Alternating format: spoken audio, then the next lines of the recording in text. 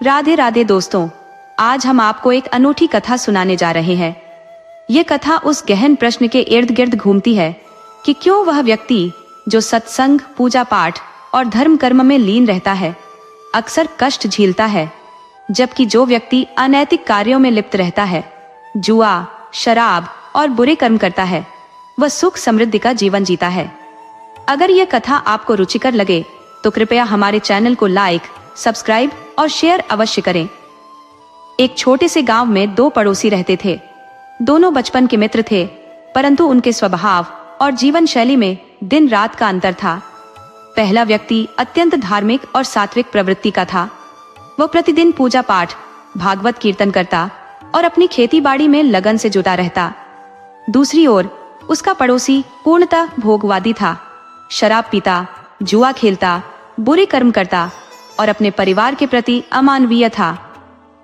चौंकाने वाली बात यह थी कि पहले व्यक्ति के जीवन में लगातार विपत्तियां आती रही। उसकी खेती कभी प्राकृतिक आपदाओं का शिकार होती तो कभी मवेशी बीमार हो जाते। हर बार उसे किसी न किसी नई समस्या का सामना करना पड़ता। इसके विपरीत उसका भोगवादी पड़ोसी हमेशा धन धान्य से परिपूर्ण रहता और किसी भी परेशानी का सामना नहीं करता। भोगवादी पड़ोसी अपने धार्मिक मित्र से अक्सर कहता, यार, तुम यह पूजा पाठ क्यों करते हो? भगवान का इतना भजन करते हो, फिर भी तुम्हारा जीवन कष्टमय है। मुझे देखो, मैं भगवान को नहीं मानता, फिर भी सुखी हूं। मेरे पास किसी चीज की कमी नहीं है। यह सुनकर धार्मिक व्यक्ति मुस्कुराता और उसकी बातें अनसुनी कर देता। वह अपने पूजा पाठ और कर्म को नियमित रूप से करता रहता। उसके मन में भगवान और धर्म के प्रति गहरी आस्था थी, जो उसे विपत्तियों के बावजूद दृढ़ बनाए रखती। एक दिन की बात है, दोनों मित्र आपस में बैठे थे और हल्की फुल्की बातें कर रहे थे। बातचीत के दौरान जो पहला मित्र था, जो हमेशा पूजा पाठ और धर्म कर्म में लगा रहता था, उसने अपने दूसरे मित्र से कहा, दोस्त, तुम ये शराब पीना छोड़ दो। ये न केवल सेहत के लिए हानिकारक है, बल्कि तुम्हारे घर में क्लेश और बुरे कर्मों की जड़ भी है। तुम भगवान की भक्ति करो, इससे तुम्हारा जीवन सुधरेगा। दूसरा मित्र, जो शराब पीने और बुरे कर्मों में लिप्त था, जोर से हंसा और व्यंग्य करते हुए बोला, पूजा पाठ के लिए तो मैंने तुझे छोड़ा हुआ है, लेकिन मुझे एक बात बता, तू कौन सा सुखी है? दिन रात भगवान का नाम रटता है, फिर भी तेरा जीवन दुखों से भरा हुआ है। ऐसा कौन सा दिन है जब तूने कोई कष्ट ना झेला हो? दूसरे मित्र का यह तीखा तर्क पहले मित्र के दिल पर गहरा असर कर गया। उन्होंने आपस में एक शर्त लगा ली। शर्त यह थी कि अगले दिन जो भी सबसे अधिक सुखी रहेगा, वही सही साबित होगा और दूसरे को उसकी बात माननी पड़ेगी। यदि पूजा पाठ करने वाले मित्र का दिन अच्छा बीतेगा और बुरे कर्म करने वाले मित्र का दिन बुरा बीतेगा, तो दूसरा मित्र भगवान की भक्ति शुरू कर देगा। परंतु यदि उल्टा हुआ तो पहला मित्र पूजा पाठ छोड़ देगा। शर्त तय होने के बाद दोनों अपने अपने घर चले गए। अगली सुबह पहला मित्र हमेशा की तरह जल्दी उठकर नहा धोकर अपने काम में लग गया। काम पूरा करने के बाद वह सीधे मंदिर चला गया और बड़े मनोयोग से भगवान की पूजा अर्चना करने लगा। उसके लिए दिन की शुरुआत भगवान के ध्यान और प्रार्थना के बिना अधूरी थी। उधर दूसरा मित्र अपने रोजमर्रा के धर्रे पर चल पड़ा। वह शराब के ठेके पर गया और जमकर शराब पी। इसके बाद उसने जुआ खेला और इस बार जुए में उसे बड़ी जीत हासिल हुई।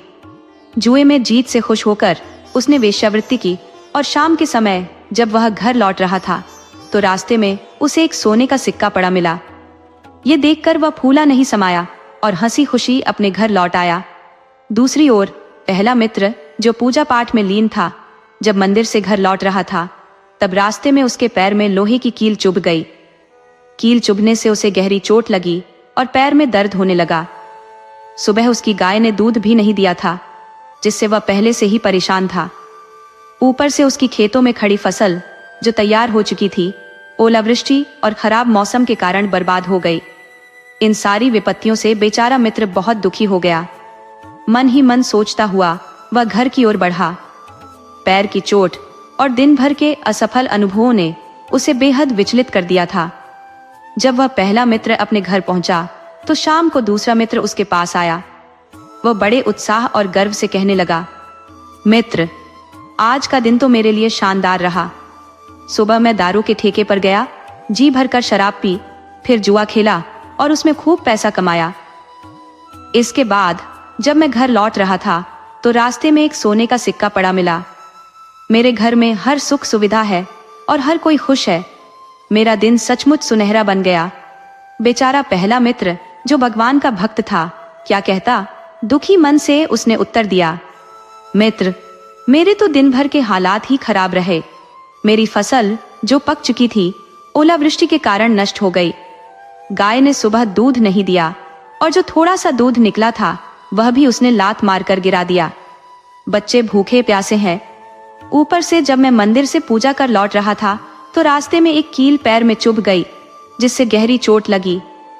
अब दोनों को वह शर्त याद आई जो उन्होंने सुबह तय की थी।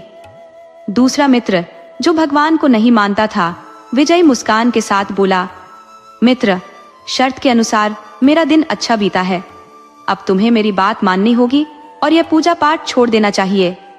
पहला मित्र जो भगवान में अटूट आस्था रखता था कुछ क्षण सोचने के बाद बोला, इतनी जल्दी निर्णय लेना उचित नहीं होगा। इसका सही निर्णय हम कल करेंगे। रात हो गई।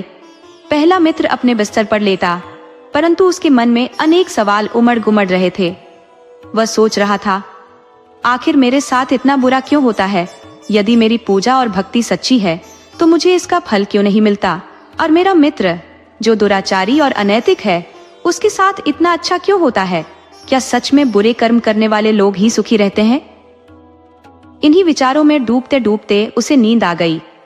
सपने में उसने देखा कि एक तपस्वी जो घने जंगल में तपस्या कर रहे हैं और भविष्य जानने में सक्षम है, उसकी समस्याओं का समाधान कर सकते हैं।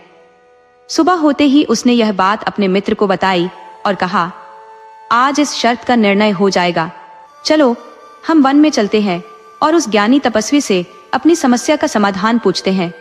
दोनों मित्र घर से निकल पड़े और चलते चलते गहरे जंगल में पहुंच गए। जंगल के अंदर उन्हें एक तालाब के पास एक कुटिया दिखाई दी। कुटिया के बाहर एक घना बरगद और पीपल का पेड़ था। उसके नीचे एक चबूतरा बना हुआ था जिस पर एक महात्मा ध्यानमग्न होकर तपस्या कर रहे थे। दोनों मित्र वहां पहुंचे। पहला मित्र जो धार्मिक प्रवृत्ति का था तपस्वी के पास जाकर हाथ जोड़कर उन्हें प्रणाम करने लगा। वही दूसरा मित्र जो भोगवादी और नास्तिक था कुछ दूरी पर खड़ा रहा और चुपचाप सब देखता रहा। महात्मा जी ने अपनी आंखें खोली, दोनों मित्रों को देखा और हल्की मुस्कान के साथ बोले, पुत्र, क्या शंका लेकर आए हो? निसंकोच पूछो। पहला मित्र जो भगवत भक्त था आदरपूर्वक हाथ जोड़कर बोला, हे मुनिवर, हमने आपके ज्ञान और तपस्या की ख्याति सुनी है। हमारे मन में एक गहरी शंका है जिसका समाधान आपके सिवाय और कोई नहीं कर सकता। कृपया हमारा मार्गदर्शन कीजिए। महात्मा जी ने उन्हें बैठने के लिए कहा और अपनी झोपड़ी के भीतर गए। कुछ क्षण बाद वे कंदमूल लेकर आए और दोनों को भोजन के लिए दिया। फिर ध्यान मग्न मुद्रा में बैठकर बोले, पुत्र, अब अपनी शंका बताओ। पहला मित्र उत्सुकता से बोलने लगा, मुनिवर, मेरी जिज्ञासा यह है कि जो लोग ईश्वर की पूजा करते हैं, अच्छे कर्म करते हैं, उनके जीवन में दुख और कष्ट क्यों आते हैं? दूसरी ओर जो लोग बुरे कर्म करते हैं, जैसे मेरा यह मित्र जो दारू पीता है, जुआ खेलता है, वेश्यावृत्ति में लिप्त रहता है, उनके साथ सदा अच्छा क्यों होता है? यह न्याय कहाँ है? महात्मा जी ने उसकी बात को गंभीरता से सुना और फिर बोले, पुत्र, तुम्हारी यह शंका स्वाभाविक है, परंतु सत्य यह है कि जो व्यक्ति सच्चे मन से भगवान की भक्ति करता है वह कभी दुखी नहीं होता। भक्ति करने वालों के जीवन में भगवान की कृपा सदा बनी रहती है। पहला मित्र तुरंत बोल पड़ा, मुनिवर, मैं आपके इस कथन से सहमत नहीं हो सकता। मेरा मित्र जो प्रतिदिन बुरे कर्म करता है, दारू पीता है और अपने परिवार को सताता है, उसके पास धन, वैभव और सुख सुविधाओं की कोई कमी नहीं है। वहीं मैं जो ईमानदारी से पूजा करता हूँ, अपने परिवार का सम्मान करता हूँ और किसी भी बुरे कार्य में लिप्त नहीं हूँ, मुझे हर कदम पर कष्ट सहना पड़ता है। आज भी हमने एक शर्त रखी थी कि जिसका दिन बेहतर बीतेगा उसकी बात मानी जाएगी। मैंने पूरे मन से पूजा की, फिर भी मुझे रास्ते में कील चुभ गई जिससे घाव हो गया। उधर मेरा मित्र दारू पीकर जुआ खेलता रहा और पैसे जीते। चलते समय उसे सोने का सिक्का भी मिला। ये सब क्यों होता है मुनिवर? महात्मा जी मुस्कुराए, गहरी सांस ली और बोले, पुत्र, यह सब पूर्व जन्म के कर्मों का फल है।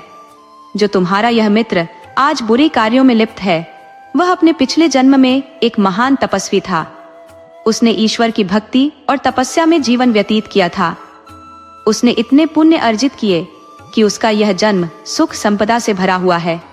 परंतु पिछले जन्म के अंत में वह बुरे लोगों की संगत में पड़ गया और अपने अर्जित पुण्यों को नष्ट कर दिया। महात्मा जी की यह बात सुनकर दोनों मित्र चकित रह गए। पहला मित्र शांत था, लेकिन उसके मन में अभी भी कई सवाल उमड़ रहे थे। महात्मा जी ने अपनी बात जारी रखते हुए कहा, पुत्र, जिस दिन इस व्यक्ति ने बुरे कर्म किए थे, उसका फल यही है। इसने पिछले जन्म में अच्छे कर्म किए थे, इसीलिए इसको इस जन्म में कुछ सुख मिला। लेकिन जब यह अपने बुरे कर्मों में लिप्त हुआ, जैसे शराब पीना और जुआ खेलना, तब यही उसकी नियति बन गई। इसको जो एक सोने की मोहर मिली, वह भी इस कारण से थी कि यह पिछले जन्म में किए गए पुण्य के कारण सुख पा रहा है, लेकिन उसके बुरे कर्मों ने उसे राजसी सुख से वंचित कर दिया। इसे राजा बनने का अधिकार था, लेकिन इसने अपनी बुराई के कारण उस उच्च स्थान को खो दिया। और तुम, महात्मा जी ने पहले मित्र की ओर इशारा करते हुए कहा, तुमने पिछले जन्म में बुरे कर्म किए थे, तुमने पुण्य के कोई कार्य नहीं किए। तुम्हारे कर्म इतने दुराचारी थे कि तुम्हारा जन्म एक साधारण मनुष्य के रूप में हुआ। लेकिन तुम्हारे जीवन में एक परिवर्तन तब आया जब तुम एक अच्छे व्यक्ति की संगति में आए। तुमने भागवत की पूजा करना सीखा और यही कारण है कि तुम्हारी कष्टों में थोड़ी सी कमी आई। महात्मा जी ने मुस्कुराते हुए कहा, तुम्हारी पूजा, भागवत भक्ति से तुम्हारे कष्ट कम हो गए हैं और भगवान की कृपा से तुम्हारे जीवन में कोई अत्यधिक कष्ट नहीं आएगा। जिस दिन तुम्हारे पैर में कील चुभी थी, वह दिन तुम्हारी मृत्यु का दिन था, लेकिन भगवान की कृपा से वह कष्ट मामूली हो गया और तुम्हारी जान बच गई। तुम्हारा जख्म मामूली था, जबकि तुम्हारी मृत्यु एक बड़े हादसे से हो सकती थी। यह सुनकर दोनों मित्र भावुक हो गए और महात्मा जी के चरणों में सिर झुका दिए। उन्होंने भगवान की कृपा को महसूस किया और आभार व्यक्त किया। अब जो दूसरा मित्र था, वह भी समझ गया था कि जीवन के सुख दुख केवल कर्मों और भगवान की कृपा पर निर्भर होते हैं। उसे अब अपने बुरे कर्मों का एहसास हुआ और उसने जीवन में बदलाव लाने का संकल्प लिया। भगवान की कृपा से वह जख्म पूरी तरह से ठीक हो गया। जैसे ही पहले मित्र ने भक्ति में ध्यान लगाया, उसका जख्म अद्भुत तरीके से ठीक हो गया।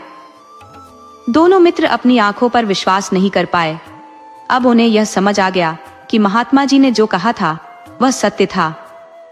महात्मा की बातें अब उनके दिल में घर कर गईं। अब जो दुराचारी मित्र था, वह भी समझ चुका था कि जीवन में अच्छाई और भक्ति कितनी महत्वपूर्ण है। उसने महात्मा के चरणों में सिर झुकाकर कहा, प्रभु, आज से मैं अपने सारे बुरे कर्म छोड़ दूंगा। पिछले जन्म में मैंने अच्छे कर्म किए थे और आज मैं इतने बुरे कर्म कर रहा हूँ, फिर भी मुझे सुख मिल रहा है। तो मुझे समझ में आ गया है कि अगर मैं अच्छे कर्म करूंगा तो अगले जन्म में भी सुखी रहूंगा। अगर मैं बुरे कर्म करता रहूंगा तो मुझे अगले जन्म में कष्ट झेलने होंगे। ये समझने के बाद दोनों मित्र महात्मा जी को प्रणाम करके घर वापस लौटे। उन्होंने तय किया कि अब से वे अपने जीवन में कभी भी कोई बुरा कर्म नहीं करेंगे। उन्होंने भगवान की भक्ति को अपने जीवन का हिस्सा बना लिया। अब वे अपना काम करते हुए समय मिलने पर भगवान के मंदिर में जाते और भजन कीर्तन करते। भगवान की भक्ति और भागवत कृपा ने दोनों के जीवन में शांति और मोक्ष का मार्ग खोल दिया।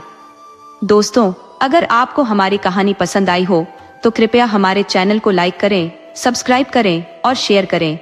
राधे राधे।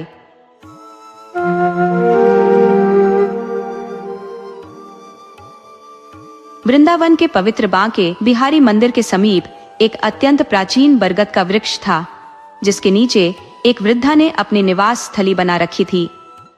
उस बुढ़िया माई की सूरत से स्पष्ट प्रतीत होता था कि वह किसी अच्छे घराने से थी। उनके चेहरे पर एक आभा झलक रही थी, जिससे यह तो साफ था कि वे कोई साधारण भिखारिन नहीं है, लेकिन उनके वस्त्र इतने जीर्ण शीर्ण अवस्था में थे कि उनकी परिस्थिति स्वतः उजागर हो जाती थी। वह वृद्धा एक घिसी पिटी चादर ओढ़े उसी पेड़ के तले पड़ी रहती। 10 दिन का समय बीत चुका था। इसी तरह मंदिर में जो भी श्रद्धालु शीश नवाने आता, वह उस बुढ़िया माई को कुछ न कुछ भेंट कर देता या कोई राहगीर दया कर कुछ खाने का सामान दे जाता, जिससे उनका जीवन किसी प्रकार चलता रहता। श्रवण हर वर्ष अपने माता पिता की पुण्यतिथि पर इस मंदिर में आता और निर्धनों को भोजन कराता। उसके माता पिता का असमय निधन एक सड़क दुर्घटना में हो गया था, जिससे वह पूरी तरह से अकेला हो गया।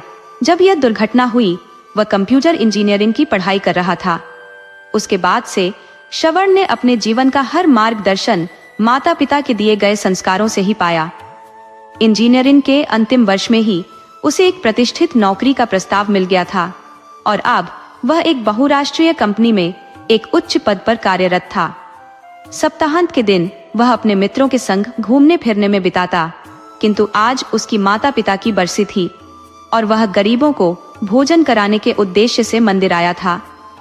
सभी निर्धनों को भोजन देने के बाद उसकी दृष्टि बरगद के नीचे बैठी उस वृद्धा पर पड़ी।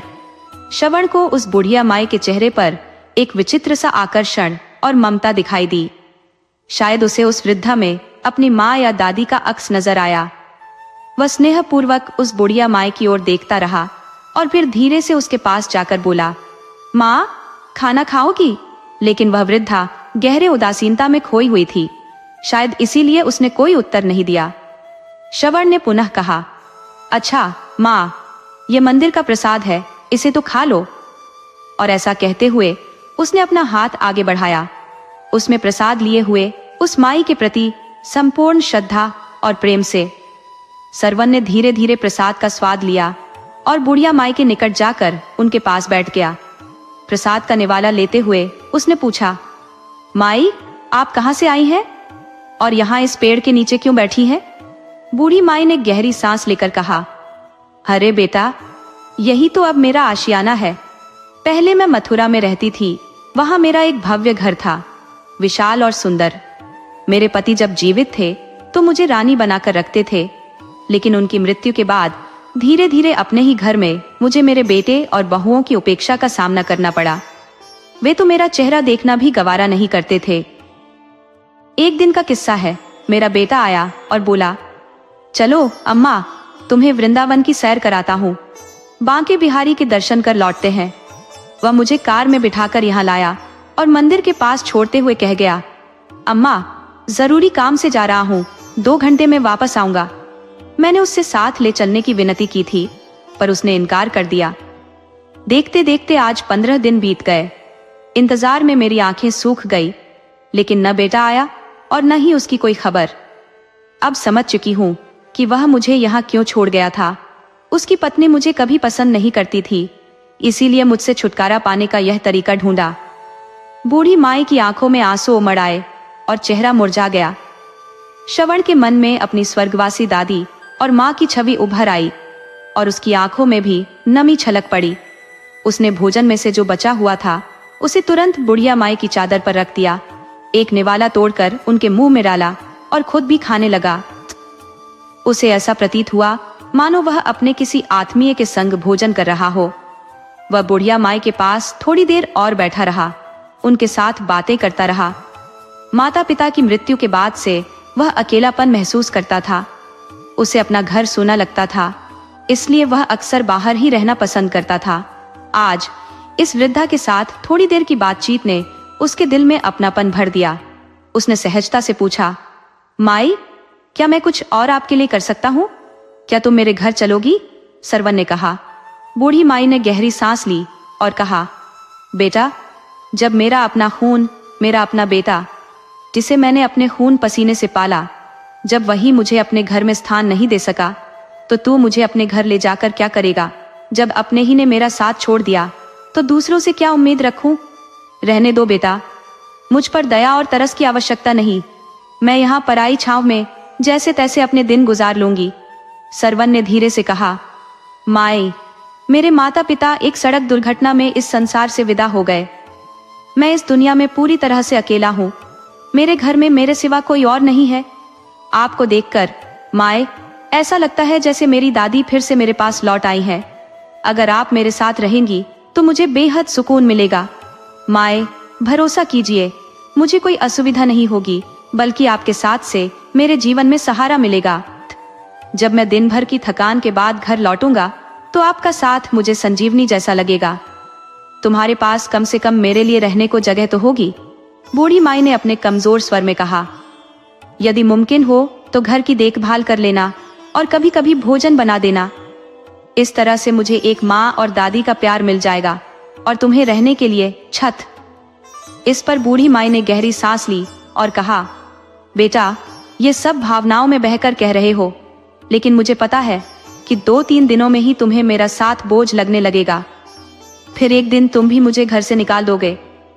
न बेटा, मैं यहाँ अपने बांके बिहारी की शरण में ठीक हूँ। सरवन ने विनम्रता से उत्तर दिया। अम्मा, क्या सच में कोई अपने माता पिता को बोझ मान सकता है? हाँ, दुनिया में ऐसे लोग हो सकते हैं, लेकिन सभी तो ऐसे नहीं होते। माई, जो माँ बाप का साया सिर से उठ जाता है, वह अकेलापन क्या होता है, इसे मुझसे अधिक कौन समझ सकता है। मेरी दादी भी आप जैसी प्यारी थी और मेरे माता पिता ने उनका बहुत ख्याल रखा। मैं उनसे बहुत स्नेह करता था, पर अब मेरे घर में कोई नहीं है। आपकी छवि में मुझे अपनी दादी का अक्स दिखता है। आपसे वादा करता हूँ माई, मैं आपको कभी बोझ नहीं समझूंगा। सरवन के इन शब्दों पर बूढ़ी माई की आंखें भर आईं और उनके होंठ कुछ बोलने में असमर्थ हो गए। सरवन ने स्नेह से माई का हाथ थाम लिया और बोला, अम्मा, अब कुछ सोचने की आवश्यकता नहीं है। रात होने को है, चलो मेरे साथ अपने नए घर में। जैसे ही उसने बूढ़ी माई का हाथ पकड़ा, माई ने सरवन के चेहरे की ओर देखा। सरवन की आंखों में उसे अब सत्य और अपनापन दिखाई दिया, जैसे कान्हाजी ने ही इस युवक को उसकी देखभाल के लिए भेजा हो। सरवन ने माई को अपनी बाइक पर बिठाया और उसे अपने घर ले गया। इस घटना के 5 महीने बीत चुके थे। सरवन अब रोज अपने घर लौटता और बूढ़ी माई उसके लिए भोजन बनाकर इंतजार करती। जब वह थकान से निढाल होकर सो जाता तो माई स्नेह से उसके माथे पर हाथ फेरती। हर सुबह सरवन के जागने से पहले ही माई कन्हैया जी की पूजा करती और उसके लिए नाश्ता तैयार रखती। अब माई को अपना घर मिल गया था और सरवन को अपने माँ और दादी का सच्चा निश्चल स्नेह। वे दोनों एक दूसरे के साथ को पाकर आनंदित थे। एक रात सरवन देर से सोया और सुबह उसकी नींद पूरी नहीं हुई थी। अचानक उसने अपने माथे पर ठंडे हाथों का स्पर्श महसूस किया। उसे लगा जैसे उसकी माँ उसे बड़े प्यार से जगा रही हो। एक बार फिर वही स्पर्श महसूस करते हुए उसने आंखें खोली तो सामने माई को पाया, जो पूजा के बाद अपने महकते हाथों से उसके माथे पर स्नेह से हाथ फेर रही थी, जैसे उसकी माँ हमेशा किया करती थी। सरवन ने बुढ़िया माई का हाथ अपने हाथों में लिया, उस पर श्रद्धा से चूमा और पुनः अपने माथे पर रखकर बोला, अम्मा, आपका आशीर्वाद मुझे जीवन भर चाहिए। माई ने आंखें बंद कर कान्हा को मन ही मन धन्यवाद दिया, मानो उन्हें सरवन जैसा बेटा उपहार स्वरूप मिला हो। फिर माई बोली, बेटा, तुम्हें ऑफिस जाने का समय हो गया है। सरवन ने मुस्कुराते हुए कहा, अम्मा, मैंने दोस्तों के साथ मिलकर एक छोटी फैक्ट्री खोलने का निश्चय किया है। आज ऑफिस नहीं जाऊंगा, बल्कि इस नई फैक्ट्री का शुभारंभ करना है। पूजा का आयोजन दोपहर 12 बजे है और आपकी ही उपस्थिति से यह आरंभ होगा। आप तैयार रहिए। माई की आंखें प्रसन्नता से चमक उठी और बोली, बेटा, ये तो तुम्हारा सही निर्णय है। समय और भगवान के आशीर्वाद से तुम्हारी यह छोटी फैक्ट्री एक दिन विशाल उद्योग में बदल जाएगी। मेरा यह दृढ़ विश्वास और आशीर्वाद हमेशा तुम्हारे साथ है। कुछ ही दिनों में सरवन और उसके दोस्तों ने अथक परिश्रम से फैक्ट्री खड़ी कर दी। गुणवत्ता के साथ बनाई गई वस्तुओं के कारण फैक्ट्री की प्रगति तेजी से हो रही थी। अब सरवन दूसरी फैक्ट्री स्थापित करने के विचार में था और अपने काम में अधिकाधिक व्यस्त रहने लगा था। एक दिन माई ने कहा, बेटा, जीवन का उद्देश्य केवल काम नहीं होता, काम के साथ एक जीवन संगिनी का साथ भी जरूरी होता है। क्यों ना हम एक उपयुक्त लड़की देखकर तुम्हारी शादी कर दें? माई की इस बात पर सरवन ने हल्की सी मुस्कान के साथ कहा, अम्मा, सच कहूं तो मैंने इसके बारे में कभी गंभीरता से सोचा ही नहीं, लेकिन मेरी नजर में एक लड़की है, रीता नाम है उसका। वह मुझे बहुत पसंद है, पर उससे इस बारे में कभी बात नहीं की। रीता, जो सरवन की माँ की सहेली की बेटी थी, अपनी पढ़ाई पूरी करके इसी शहर में काम कर रही थी।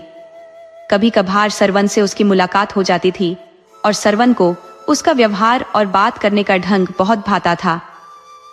अगले ही दिन बुढ़िया माई सरवन के साथ रीता के घर गई और उसके माता पिता से विवाह का प्रस्ताव रखा। रीता के पिता ने यह प्रस्ताव सहर्ष स्वीकार कर लिया। कुछ ही दिनों में रीता सरवन की दुल्हन बनकर उसके घर आ गई। रीता अम्मा के स्नेह और अपनत्व से गहरे प्रभावित हुई और सरवन से भी अधिक लगाव उसे अम्मा से हो गया। रीता अक्सर सोचती, कैसे अम्मा उसकी हर भावना को, उसके हर अस्फुट चाहत को बिन कहे पहचान लेती है और कैसे हर बार उसकी मूक इच्छाओं को पूरा कर देती है। समय सरकता गया और एक दिन श्रवण और रीता के घर जुड़वा संतानों का आगमन हुआ, एक बेटा और एक बेटी। सरवन्न का घर खुशियों से सराबोर हो उठा और अम्मा भी अब पूर्ण अर्थों में दादी बन चुकी थी। उनकी प्रमुख जिम्मेदारी अब सरवन और रीता नहीं, बल्कि उनके नन्हे पोते और पोती बन गए थे। अम्मा का बिस्तर अब पोते पोती के कमरे में सजा दिया गया ताकि बच्चे अम्मा के ममत्व और संस्कारों की छांव में बड़े हों। बिना दादी के तो दोनों बच्चे एक निवाला भी मुंह में न रखते थे। जब भी वे मम्मी पापा संग बाजार जाते, जिद करके अम्मा को साथ लेकर ही लौटते। अब रीता और श्रवण पूरी तरह निश्चिंत थे, क्योंकि अम्मा दोनों बच्चों का ध्यान रखती थी, जिससे रीता श्रवण के व्यवसाय में पूर्ण सहयोग दे पाती थी। श्रवण भी अब रीता के सहयोग से नई ऊंचाइयों को छूने लगा था। उसकी फैक्ट्री की शाखाएं अब देश के विभिन्न शहरों में स्थापित हो चुकी थी, जहां हजारों कर्मचारी कार्यरत थे। इस बीच निशांत, अम्मा का वह बेटा जिसने कभी उन्हें अनदेखा कर दिया था, अब गहरे अपराध बोध से घिरा हुआ था। मां के प्रति किए गए अन्याय का पश्चाताप उसे हर पल कचोटता रहता था। सुख सुविधाओं की चाह में मां को छोड़कर चला गया निशांत अब अंतरात्मा की धिक्कार में जी रहा था। उसे हर दिन अपने क्रूर कृत्य की स्मृति बेचैन करती, पर वह इसे किसी के समक्ष व्यक्त नहीं कर सकता था। अब उसके घर में उसकी पत्नी का शासन था। वह मनमर्जी से खर्च करती, दुकान के पैसों को बेहिसाब खर्च कर देती, जिससे उसके पिता द्वारा स्थापित व्यवसाय तबाह होने के कगार पर पहुंच गया। आखिरकार उसे दुकान बंद करनी पड़ी और इसके बाद निशांत और उसकी पत्नी के लिए कठिन दिन शुरू हो गए।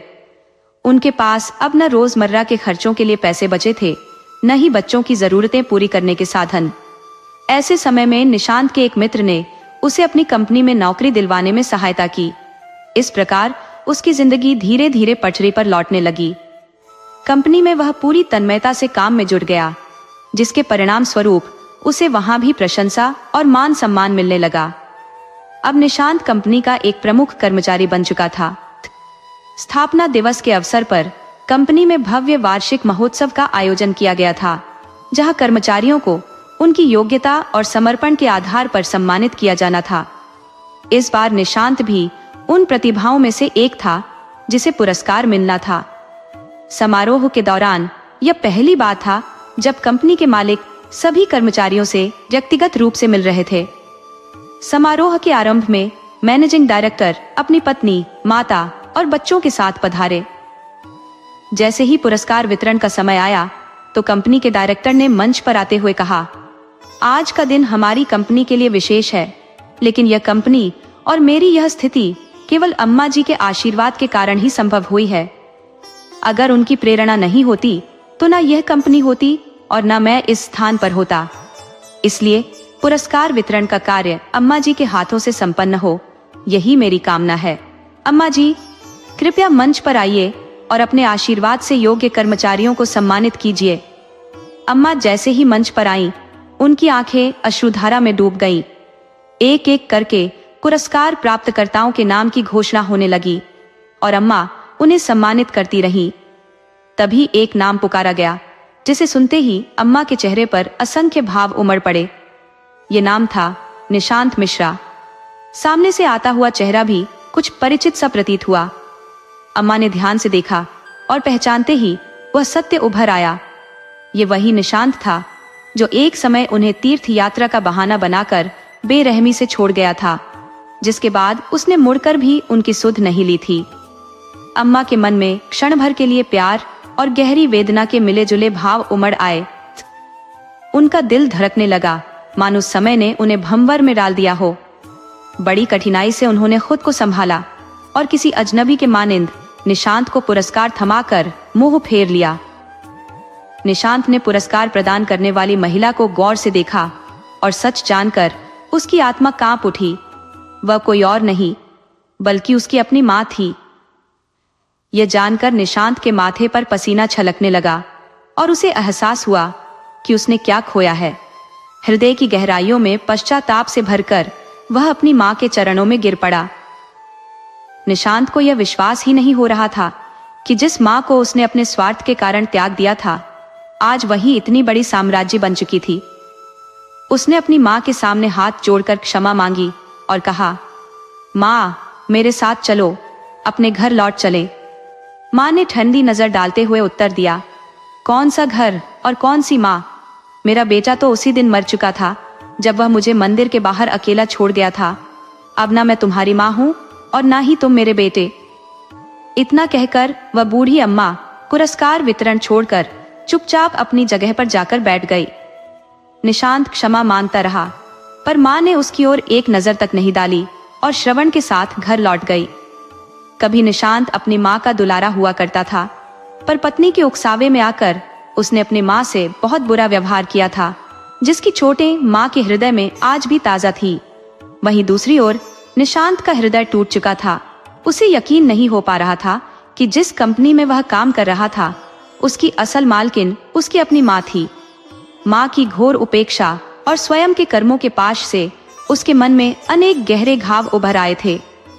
प्रतिक्षण उसे अपनी मां की स्मृतियां बेचैन कर रही थी। उसे उसकी हर भूल काटती हुई प्रतीत होती थी। रविवार को अपने अपराध बोध से मुक्त होने की चाह में वह अपनी पत्नी नीता के साथ राधा रानी के मंदिर गया। भगवान के सामने हाथ जोड़ते ही उसे ऐसा आभास हुआ कि उसके पापों पर भगवान की कठोर दृष्टि हंस रही हो। घबराकर उसने आंखें खोल ली। जैसे ही मंदिर से बाहर निकला, उसकी मानसिक स्थिति विचलित थी। सामने से आ रहे ट्रक पर उसका ध्यान ही नहीं गया और तेज धमाके के साथ उनका स्कूटर ट्रक से टकरा गया। दोनों गंभीर रूप से घायल हो गए। निशांत की टांग की हड्डी टूट चुकी थी, जबकि उसकी पत्नी नीता को लकवा मार गया था। अस्पताल में होश आने पर निशांत ने फूट फूट कर रोना शुरू कर दिया। अब घर पर उनके बच्चों की देखभाल करने वाला कोई नहीं था। नीता के मायके से उसके भाई भाभी हालचाल पूछने आए, पर जल्द ही लौट गए। निशांत के एक मित्र ने यह समाचार कंपनी के मालिक श्रवण को दिया। जब श्रवण निशांत से फोन पर बात कर रहा था, तभी पास बैठी अम्मा ने जैसे ही निशांत मिश्रा का नाम सुना, वह चौंक गई। अम्मा ने श्रवण से प्रश्न किया, बेटा क्या हुआ था? तुम किसके विषय में चर्चा कर रहे थे? तब श्रवण ने पूरा हाल बताया कि उसकी कंपनी के एक कर्मी निशांत मिश्रा का दुर्घटना में गंभीर आघात हुआ है। यह सुनते ही अम्मा की आंखों में अश्रु छलक उठे। जब श्रवण ने उनके आंसू का कारण पूछा, तब अम्मा ने सच्चाई उजागर कर दी। श्रवण ने शांतिपूर्वक उत्तर दिया, अम्मा, कर्मों का हिसाब तो हर किसी को चुकाना ही पड़ता है। जैसा बोया वैसा ही फल भी मिला है। मगर अम्मा के हृदय में अपने बेटे के लिए एक मूक वेदना बरकरार थी। उनका हृदय भीतर भीतर तड़प रहा था कि उसका बेटा और बहू असहाय अवस्था में बिस्तर पर पड़े हैं। तब अम्मा ने कहा, मैं कुछ समय अपने बेटे बहू के पास बिताना चाहती हूँ। कुछ दिन में लौट आऊंगी।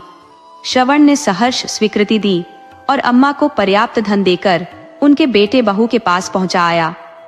अम्मा ने अपने बेटे और बहू को एक उत्तम अस्पताल में भर्ती कराया, जहां उनकी संपूर्ण देखभाल होने लगी। अम्मा ने बच्चों को भी संभाला और उनके बंद पड़े व्यापार को पुनः खड़ा किया। श्रवण द्वारा दिए गए धन से अम्मा ने अपने बेटे की गृहस्थी को सुधारने में पूरा योगदान दिया। हर कदम पर श्रवण ने अम्मा की हर संभव सहायता की।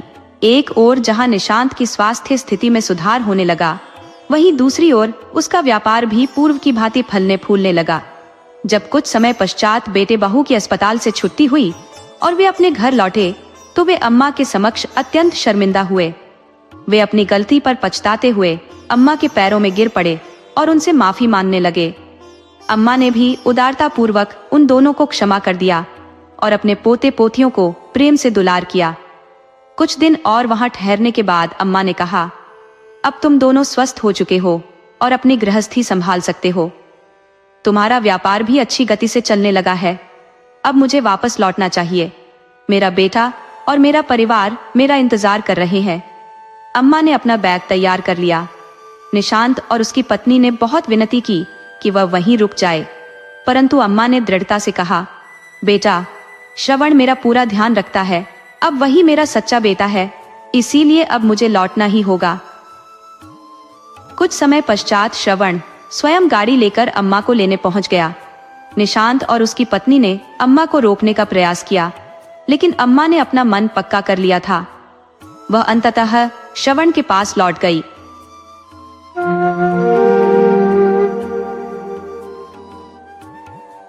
उत्तर पूर्व के पर्वतों के बीच बसे एक छोटे से राज्य कामरूप में राजा अगरदत्त का शासन था और उनकी संगिनी थी महारानी वीरा देवी। इनका एक पुत्र था वीरदत्त, जो एक अनुपम व्यक्तित्व का धनी और युवावस्था में बलिष्ठ एवं दृढ़ निश्चयी था। उसकी कद काठी तगड़ी थी और घुड़सवारी, तीरंदाजी, तलवारबाजी जैसी युद्ध कलाओं में वह अत्यंत प्रवीण था। जब राजकुमार वीरदत्त 18 वर्ष के हुए, उनके माता पिता ने विवाह के लिए विभिन्न राज्यों को निमंत्रण भेजे। लगभग सभी राजाओं ने अपनी कन्याओं के विवाह के लिए उत्सुकता जताई, सिवाय पश्चिमी प्रांत के जूनागढ़ राज्य के। जूनागढ़ के राजा चंद्रभानु ने अपनी पुत्री के विवाह के लिए एक प्रतियोगिता का आयोजन किया। यह एक अनूठी प्रतियोगिता थी, जिसमें राजा हो या आम नागरिक कोई भी भाग ले सकता था।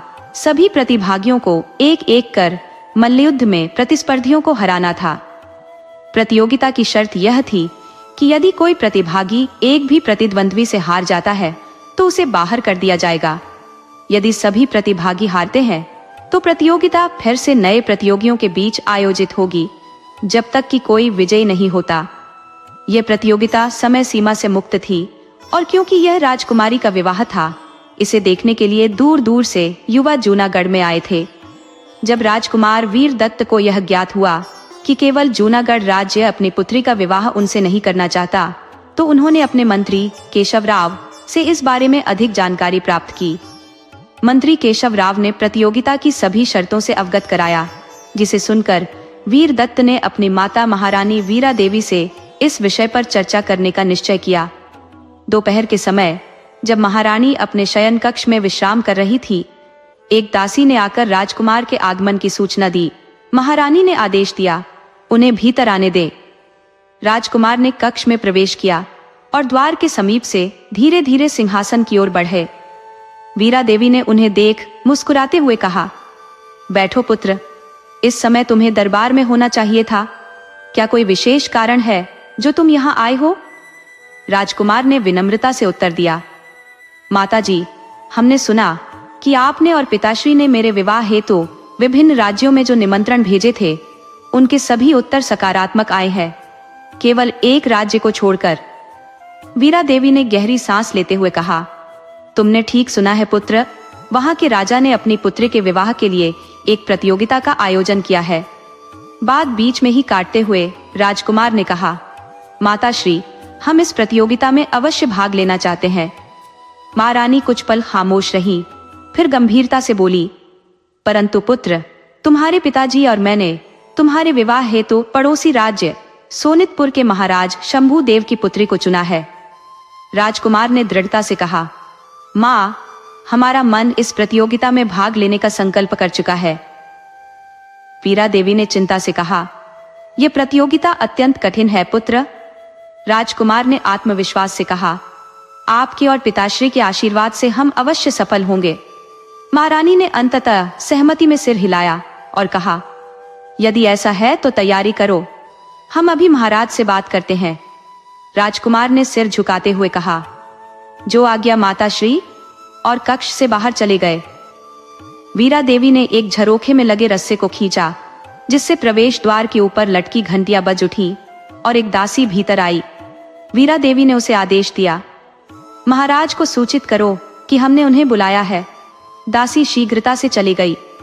इसके बाद 3 दिन पश्चात राजकुमार अपने माता पिता की आज्ञा लेकर जूनागढ़ की ओर प्रस्थान कर गए आंखों में विजय के स्वप्न लिए। वहीं जूनागढ़ में राजकुमारी प्रियंवदा के विवाह हेतु आयोजित प्रतियोगिता की तैयारियां पूरे जोर शोर से चल रही थी। अब प्रतियोगिता में मात्र 1 महीने से भी कम का समय शेष था। महल में रंगाई पुताई और सफाई का कार्य, अतिथियों और प्रतियोगियों के ठहरने की व्यवस्था, सब कुछ तेजी से हो रहा था। महल के पिछले भाग में एक विशाल अखाड़ा तैयार किया जा रहा था और दर्शकों के बैठने के लिए एक बड़ा मंच भी निर्मित हो रहा था। इन सब की निगरानी जूनागढ़ के महाराज, महारानी और मंत्रिमंडल कर रहे थे।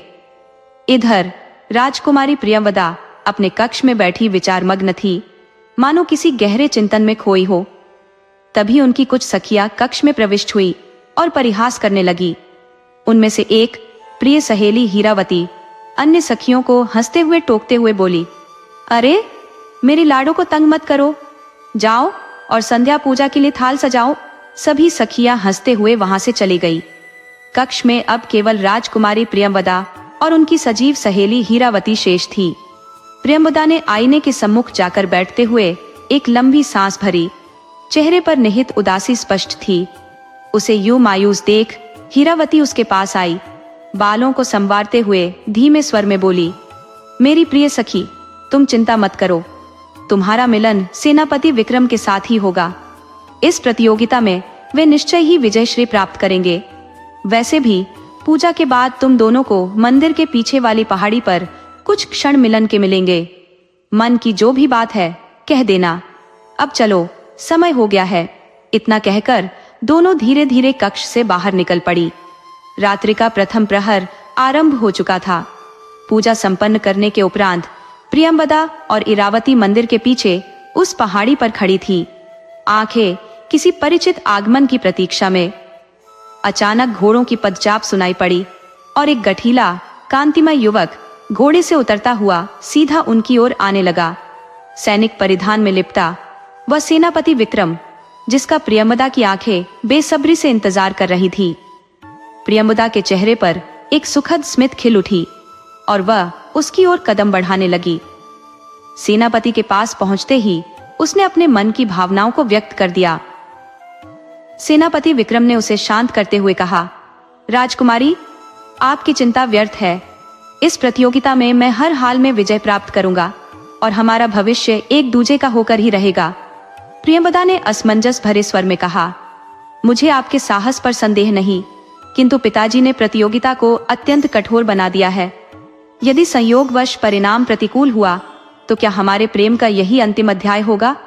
विक्रम ने उसकी आशंकाओं को मिटाते हुए कहा, ऐसा न सोचें राजकुमारी, हमारा प्रेम अडिग है और हमारा विवाह होकर रहेगा। प्रियंवदा ने हल्की सी मुस्कान के साथ उत्तर दिया, अब महल में मेहमानों का आना जाना प्रारंभ हो चुका है। हमें प्रतियोगिता के उपरांत ही मिल सकने का अवसर मिलेगा। अब हमें लौटना होगा। प्रेम के इस भावपूर्ण मिलन के पश्चात दोनों अपने अपने मार्ग की ओर लौट गए। प्रतियोगिता के दिन नजदीक आते ही महल की सजावट अपनी चरम शोभा को प्राप्त कर चुकी थी। फूलों की मनोहारी सुवास ने वातावरण को महका दिया था, मानो महल ही स्वप्न लोक में परिवर्तित हो गया हो। दूर दूर से दर्शकों की भारी भीड़ उमड़ने लगी। प्रतियोगिता में सम्मिलित होने की आकांक्षा रखने वाले प्रतियोगी भी संख्या में बढ़ रहे थे। परंतु जैसे जैसे प्रतियोगिता निकट आई, कुछ ने भयवश अपने नाम वापस ले लिए। इस प्रकार प्रतियोगिता के दिन केवल 24 दिग्गज प्रतियोगी ही मैदान में उतरे। प्रतियोगिता के आरंभ के समय दर्शक दीर्घा खचाखच भर चुकी थी। सारे मंत्रीगण भी अपने अपने स्थान पर उपस्थित थे। महाराज चंद्रभानु अपनी रानी भानुप्रिया और पुत्री प्रियंवदा संग इस भव्य आयोजन में पधारे। थोड़ी ही देर बाद राज्य के महामंत्री किरण सेन मंच पर उपस्थित होकर प्रतियोगिता के नियमों और विषय पर विस्तृत विवरण देने लगे, मानो समस्त प्रजा को इस मनोरंजक उत्सव की महत्ता से अवगत कराना उनका परम कर्तव्य हो। इस महामुकाबले में 2 दलों का गठन किया गया, एक आ दल और दूसरा बा दल। प्रत्येक दल में 12-12 धुरंधर योद्धा थे। नियम यह था कि सभी योद्धा अपने अपने दल के अन्य योद्धाओं से भिड़ेंगे और जब हर दल में केवल एक एक विजेता शेष बचेगा तो वे अंतिम द्वंद्व में आमने सामने होंगे। इस संपूर्ण प्रक्रिया के बाद जो योद्धा सबसे अजेय सिद्ध होगा उसी का विवाह राजकुमारी प्रियंवदा से संपन्न होगा। महामंत्री किरण सेन द्वारा यह घोषणा सुनते ही राजकुमारी प्रियंवदा के मन में चिंता और उम्मीद की तरंगें उमड़ने लगी। उसकी बेचैन निगाहें सेनापति विक्रम को ढूंढने लगी, और जब वह उन 24 योद्धाओं के बीच विक्रम को खड़ा देख सकी तो उसका दिल थोड़ा शांत हुआ।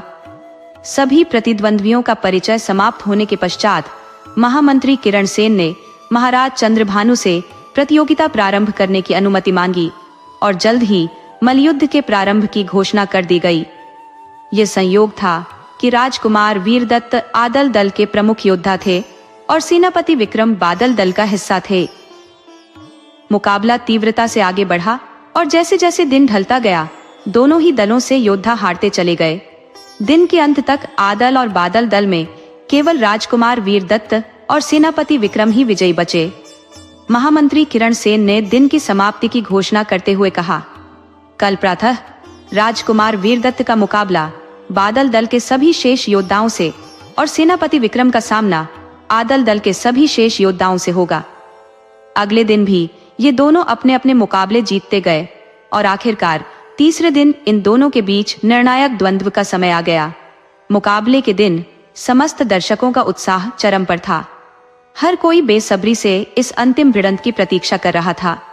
कोई राजकुमार वीरदत्त की जीत की भविष्यवाणी कर रहा था तो कोई सेनापति विक्रम की वीरता की सराहना करता हुआ उसकी जीत की उम्मीद कर रहा था। महाराज, महारानी और सभी मंत्रीगण भी इसी संशय में थे कि कौन विजयी होगा। राजकुमारी प्रियंवदा का हृदय धड़क रहा था।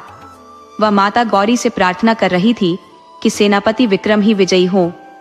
यह द्वंद्व अत्यंत रोमांचक और असमंजसपूर्ण था।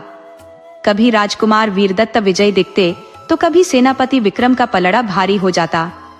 पहला दिन समाप्त होने पर परिणाम अनिर्णायक ही रहा, क्योंकि दोनों योद्धा समान रूप से प्रबल सिद्ध हुए। अगले दिन एक बार पुनः द्वंद्व आरंभ हुआ और यह देखना रोमांचकारी था कि इस संघर्ष में कौन विजय पताका लहराएगा। ये लगने लगा था कि आज का दिन इस निर्णायक द्वंद्व का अंजाम लेकर ही आएगा। किंतु राजकुमार वीरदत्त और सेनापति विक्रम दोनों ही अपने अदम्य साहस और अटूट संकल्प के प्रतीक थे। ऐसे में तीसरे दिन भी किसी निष्कर्ष पर पहुंचना असंभव प्रतीत हो रहा था। शाम का अंतिम प्रहर समाप्ति की ओर था और ऐसा जान पड़ता था कि शायद इस दिन भी कोई निर्णय नहीं निकल सकेगा। लेकिन तभी राजकुमार वीरदत्त ने सेनापति विक्रम की थोड़ी शिथिलता को महसूस किया और उसी क्षण का लाभ उठाते हुए अपनी समूची ताकत के साथ उन्हें उठाकर धरती पर पीठ के बल गिरा दिया। विक्रम के संभलने से पहले ही राजकुमार ने उन्हें पूरी तरह परास्त कर दिया। चारों ओर उल्लास और प्रशंसा का माहौल था। हर व्यक्ति राजकुमार वीरदत्त की वीरता के गुणगान करता थक नहीं रहा था। सभी ने यही स्वीकार किया कि राजकुमारी का भाग्य एक बहादुर राजकुमार के साथ ही जुड़ना था और यह सभी के चेहरों पर झलक रहा था। राजकुमारी प्रियंवदा के माता पिता के चेहरे पर विशेष प्रसन्नता का भाव था, परंतु भीड़ में एक चेहरा ऐसा भी था जो राजकुमारी के दुख से भरा हुआ था। वह थी उसकी प्रिय सहेली इरावती। प्रियंवदा की आंखों से अश्रु बह रहे थे और उसकी दृष्टि केवल भूमि पर गिरे सेनापति विक्रम पर ही ठहरी हुई थी। इरावती ने उसके कंधे पर हाथ रखते हुए उसे दिलासा दिया, राजकुमारी, आप अपने आप को संभालिए। आपके आंसू किसी और को दिखाई नहीं देने चाहिए। प्रियंवदा ने इरावती के हाथ को अपने हाथ में लेते हुए धीरे से कुछ कहा और इरावती मंच से बाहर चली गई। राजकुमारी की दृष्टि अभी भी विक्रम पर ही थी। मंच के बाहर मैदान में राजकुमार वीरदत्त पर फूलों की वर्षा की जा रही थी। महाराज चंद्रभानु और रानी भानुप्रिया राजकुमार का स्वागत करने के लिए मंच से उतर आए। महारानी भानुप्रिया ने राजकुमार का सम्मान करते हुए उन्हें फूलों की माला पहनाई। इस बीच दो सैनिक घायल सेनापति विक्रम को सहारा देकर उपचार के लिए ले गए और राजवैद्य ने उनकी चिकित्सा प्रारंभ की। प्रियंवदा को उसकी सहेलियां उसके कक्ष में ले गईं। अगले दिन प्रातः विवाह मंडप सजा दिया गया। राजकुमारी प्रियंवदा ने मां गौरी की पूजा कर अपने नए जीवन के लिए आशीर्वाद मांगा। उसी रात्रि विधि पूर्वक उनका विवाह संपन्न हो गया। इस प्रकार प्रियंवदा और वीरदत्त विवाह के बंधन में बंध गए और राजकुमारी ने अपने समस्त पुराने संबंधों को छोड़ते हुए अपने पति राजकुमार वीरदत्त के साथ एक नए जीवन की शुरुआत करने हेतु ससुराल प्रस्थान किया। इस प्रकार राजकुमार ने स्वयंवर में विजय प्राप्त कर राजकुमारी से विवाह किया और वे अपनी नई जिंदगी में प्रसन्नता से जीने लगे।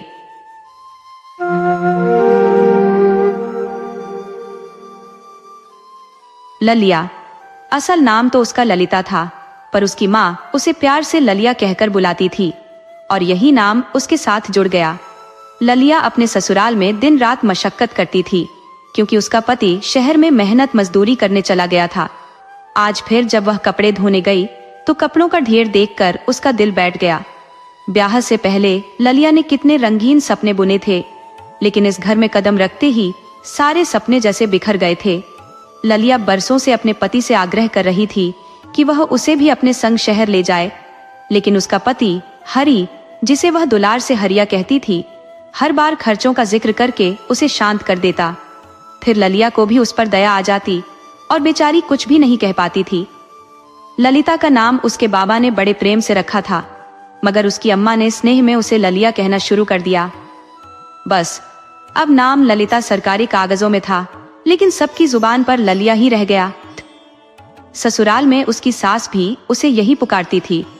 ललिया ने सोचा था अगर कभी उसे शहर जाने का मौका मिला तो वह अपना असल नाम यानी ललिता ही बताएगी, ताकि नया माहौल उसे ललिता के रूप में जाने।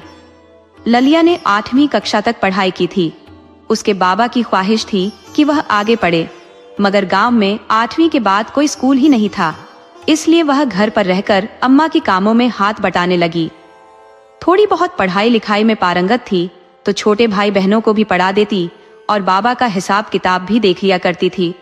बड़े अरमानों से बाबा ने यहाँ वहां से रुपए जोड़कर 90,000 इकट्ठा किए थे, ताकि हरिया के साथ उसका ब्याह हो सके, क्योंकि हरिया दिल्ली में एक कपड़े की दुकान में काम करता था।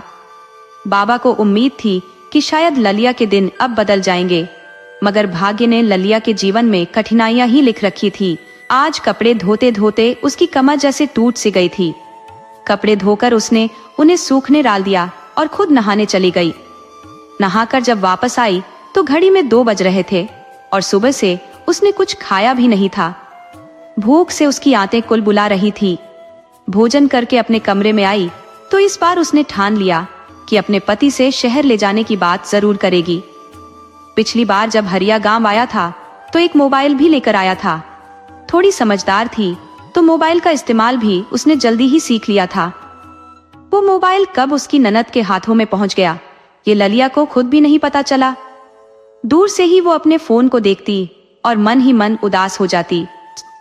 सास से कुछ कहे भी तो कैसे, आखिर बेटी एक हो या 4, बहू के मुकाबले बेटियों का पक्ष ही सदा भारी रहता है।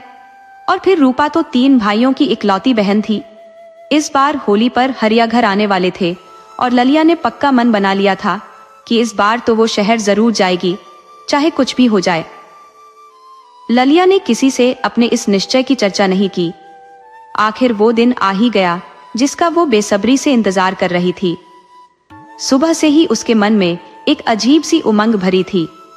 उसने किसी के कपड़े धोने का इंतजार किए बिना ही सुबह सवेरे रसोई के सारे काम निपटा लिए। फिर अलमारी से एक सुंदर सी साड़ी निकाली जो पिछली बार मई में बाबा उसके लिए शहर से लाए थे। थोड़ा सज धज लिया तो ननद रूपा टोक ही बैठी।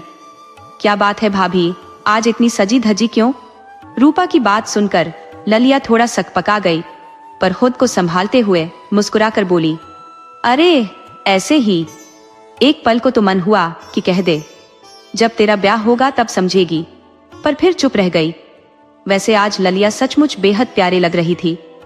शाम तक हरिया का इंतजार करते करते उसने खुद को तैयार कर रखा था और हरिया के आते ही उसकी नजरें उस पर टिक गई। हरिया के घर आते ही उसने सबसे पहले अपने अम्मा बाबूजी के चरण स्पर्श किए और उनके पास बैठकर बातों में लग गया। उधर ललिया अपने पति की एक झलक पाना चाहती थी, पर बाबूजी के सामने जाने का उसे संकोच था, सो इंतजार ही उसका एकमात्र सहारा था। उसने सोचा कि पानी पीने तो हरिया जरूर आएगा, मगर उस अवसर को भी ननद रूपा ने झट से हथिया लिया और अपने भैया के लिए पानी ले गई। ललिया का मन बुझ सा गया। उसे भीतर तक कचोट हो रही थी और वह अकेली अंदर ही बैठी रही। अब तो अपने किए सजने संवरने का बोझ भी उसे भारी महसूस हो रहा था। हाँ, पति की आवाज सुनकर उसे थोड़ी राहत अवश्य मिली थी। करीब 2 घंटे बाद सासू माँ आई और अंदर बैठी ललिया को देखकर बोली, अरे ललिया, कितने आराम से बैठी है तू। हमारा हरिया इतनी दूर से थक कर आया है, उसके लिए भोजन परोस दे बहू। ललिया ने सिर झुकाकर कहा, जी अम्मा, और तुरंत उठ खड़ी हुई। उसने भोजन परोसा और फिर इंतजार में बैठ गई। कुछ ही देर में हरिया खाना खाने आया और अम्मा पास बैठकर पंखा झलने लगी। इतने लोगों के बीच ललिया अपने मन की मुराद अपने पति को जी भर के देख भी नहीं पा रही थी। रूपा भी भाई के साथ हंसी मजाक में लगी रही और ललिया का सब्र का बांध अब टूटने लगा। उसे एकाएक अपने आप को अनदेखा सा महसूस हुआ और साथ ही शहर जाने की उसकी दृढ़ता और गहरी होती गई। बहुत देर के बाद हरिया आखिरकार उनके कमरे में आया। अब बारी ललिया की थी। उसने भी थोड़ा बनावटी गुस्सा दिखाया तो हरिया ने मुस्कुराते हुए कहा, अरे ललिया, इतनी दूर से आए हैं और तुम इतनी नाराजगी दिखा रही हो, ये क्या बात हुई? बस इतना सुनते ही ललिया का गुस्सा पिघल गया। उसने चुटकी लेते हुए पूछा, अच्छा, हमारे लिए होली का उपहार लाए हो? हरिया ने खुशी से कहा, अरे बोलो क्या चाहिए? ललिया थोड़ा नखरे दिखाते हुए बोली, दे पाओगे? इस पर हरिया ने हंसते हुए जवाब दिया, अरे दे देंगे, तुम मांगो तो सही। इस बार ललिया ने बिना हिचक कह दिया, हमें इस बार शहर साथ ले चलो। यह सुनते ही हरिया की मुस्कान अचानक गुम हो गई। उसके चेहरे पर एक गहरी चुप्पी सी छा गई। ललिया ने चढ़ाते हुए कहा, हमें पता था आप ऐसे ही चुप हो जाएंगे और बात वहीं खत्म हो जाएगी। खैर, सो जाइए, रात बहुत हो गई है। इतना कहकर उसने मुंह घुमाकर सोने की तैयारी कर ली। हरिया भी चुपचाप लेटा रहा और सोचने लगा, ललिया ने गलत तो कुछ नहीं कहा। उसका भी तो दिल चाहता होगा अपने पति के साथ रहने का। दिल्ली से घर लौटते वक्त हरिया के मन में भी अजीब सी उमंग थी। रास्ते भर ललिया का चेहरा उसके ख्यालों में तैरता रहा, जिससे उसे दूरी का एहसास भी नहीं हुआ। ब्याह के बाद एक बार माँ से शहर ले जाने की बात की थी, पर माँ ने खर्चों का हवाला देकर उसे रोक दिया था। हरिया पढ़ा लिखा भले न था, पर समझदारी की कमी भी न थी, इसलिए उसने यह बात दोबारा कभी नहीं छेड़ी। यही सोचते सोचते उसकी आंख लग गई। सुबह जब हरिया जागा तो ललिया आसपास नहीं थी। वह बाहर गया तो देखा ललिया चूल्हे में आग जलाने की कोशिश कर रही थी। ललिया की व्यस्तता और उसके समर्पण को देखकर हरिया ने मन ही मन निश्चय कर लिया, अब चाहे कुछ भी हो, वह ललिया को अपने साथ शहर जरूर ले जाएगा। अम्मा को मनाकर ही रहेगा। यह सोचते हुए हरिया आंगन में उदास सा बैठ गया और रूपा को पुकारा। रूपा भी भाई की आवाज सुनकर भागती हुई आई और चहकते हुए बोली, भैया कहो क्या बात है? हरिया ने मुस्कुराते हुए अपनी अटैची लाने को कहा तो रूपा खुशी खुशी उसकी अटैची लेने चली गई। उसे पहले से अंदाजा था कि भैया जरूर सबके लिए कुछ न कुछ लाया होगा, जैसे हर बार लाता है। तब तक हरिया ने अम्मा से बाबूजी के बारे में पूछा। अम्मा ने बताया, तुम्हारे बाबूजी तो सुबह ही खेतों की ओर चले गए। कुछ दिनों में गेहूं की कटाई होने वाली है, तो उसी की तैयारी में लगे हैं। ऊपर से मालिक लोग भी छुट्टियों में आ जाएंगे, तो हिसाब किताब भी देखना होगा। हरिया ने धीरे से कहा, अम्मा, अब बाबूजी को यूं कठिन परिश्रम करते देखना अच्छा नहीं लगता। मैंने दिल्ली में अपने मालिक से बात की है कि क्या बाबूजी के लिए कोई काम मिल सके। अगर दिल्ली में काम जमा ले तो हम सब साथ रह सकेंगे। कभी कभी आप सबकी बहुत याद आती है। माँ बेटे का यह ममता भरा संवाद सुनकर भावुक हो गई। उसकी आंखों के कोने भर आए। आखिर हरिया उसकी पहली संतान जो था। तभी रूपा भैया की अटैची लेकर आ गई। हरिया ने अटैची खोलते हुए सबके लिए लाए उपहार निकाले। रूपा के लिए सुंदर सलवार सूट का कपड़ा था, जिसे देखकर वह बेहद खुश हो गई। मगर ललिया की नजर बस अपनी साड़ी पर ही ठहर गई, जो हरिया खास उसके लिए लाया था। रूपा अब भी मौन ही रही। उधर माँ हरिया को दुआएं देती जा रही थी। जब हर ओर सन्नाटा था, हरिया ने हिम्मत जुटाकर अम्मा से अपनी बात कह ही दी। अम्मा, इस बार मैं सोच रहा हूँ कि ललिया को साथ शहर ले जाऊं। वहां मेरे साथ रहकर वो भी मेरे कामों में हाथ बटा सकेगी और फिर धीरे धीरे आप सबको भी वहीं बुला लूंगा। हरिया की यह बात सुनकर अम्मा क्षण भर के लिए चिंतित सी हुई, पर बेटे के जोश को थामना नहीं चाहती थी। उन्होंने कहा, चल बेटा, तेरे बाबूजी से बात करती हूँ। हाँ, तेरे बाबूजी आते ही उनसे इस बारे में जरूर कहूंगी। हरिया को जैसे उम्मीद की एक रोशनी दिखाई देने लगी। तभी ललिया किसी काम से आ पहुंची। अम्मा ने उसे वो साड़ी दिखाई जो हरिया उसके लिए लाया था। साड़ी उसे अच्छी लगी जरूर, मगर रात की बात का असर अभी भी दिल पर गहरा था। इसीलिए जब अम्मा ने पूछा तो उसने बस हल्के से हूं में जवाब दिया। हरिया को यह बेरुखी खल गई। अगर वे दोनों अकेले होते तो शायद वो अपनी बात और स्पष्ट करता, लेकिन माँ के सामने वह मौन रह गया। अम्मा ने उसका मौन तोड़ा और बोली, अरे, हमारा हरिया इतनी दूर से तुम्हारे लिए कुछ लाया है ललिया बहू। कम से कम उसके दिल को खुश करने के लिए कुछ अच्छे शब्द तो बोल दो। और देखो, हमारा बेटा तो तुम्हें अपने साथ ले जाने की सोच रहा है। क्या वहां जाकर भी तुम ऐसा ही व्यवहार करोगी हमारे बच्चे के साथ? अम्मा की बात सुनते ही ललिया का मन जैसे ठिठक सा गया। उसने हरिया की ओर देखा जो सिर झुकाए हल्की मुस्कान लिए बैठा था। ललिया को जब साड़ी मिली तो उसके चेहरे पर खुशी की चमक फैल गई। इतने में रूपा ने तुनकते हुए कहा, माँ, अगर भाभी को ये साड़ी पसंद नहीं तो मैं ले लूं? अम्मा ने मुस्कुराते हुए उसे टोक दिया, नहीं रे, तेरे लिए भी भाई कुछ खास लेकर आया है। जो बहू का है वही बहू का रहेगा। जा बहू, इसे अपने बक्से में रख दे। यह सुनकर रूपा का मन बुझ गया और वो वहां से खिसक गई। अब ललिया के दिल में काम करने का उत्साह और बढ़ गया। उधर हरिया बेचैनी से शाम का इंतजार करने लगा कि कब बाबूजी लौटे और माँ उनसे उसकी बात करे। हरिया का बाबूजी से संवाद वैसे भी बहुत कम होता था। उसका मन अतीत की गलियों में चला गया, जहां उसे याद आया कि जब उसने पहली बार दिल्ली जाने का इरादा जताया था तो बाबूजी ने उसका कितना विरोध किया था। मगर हरिया के मन में उस महानगर को देखने की धुन सवार थी। बाबूजी ने अम्मा से खींचते हुए कहा था, देखना, उस बड़े शहर की चकाचौंध में ये लड़का डूब जाएगा और फिर कभी वापस नहीं आएगा। यहाँ मेरे साथ काम करता तो पैसा तो मिलता ही, साथ में थोड़ा पुण्य भी कमा लेता। क्या 4 पैसे कमाने में कोई बड़ी बात है? खेती भी हर किसी के बस की नहीं होती। माँ, अगर यहाँ खेती करना नहीं है तो मत कर, इस शहर में और भी कई काम है। मगर क्यों तुम्हारे दिमाग में कुछ बात ढंग से बैठती ही नहीं? हरिया अम्मा से बोला, अम्मा, तुम चाहती हो कि मैं भी अपने जीवन को इस गांव में ही लोगों की सेवा में गंवा दूं?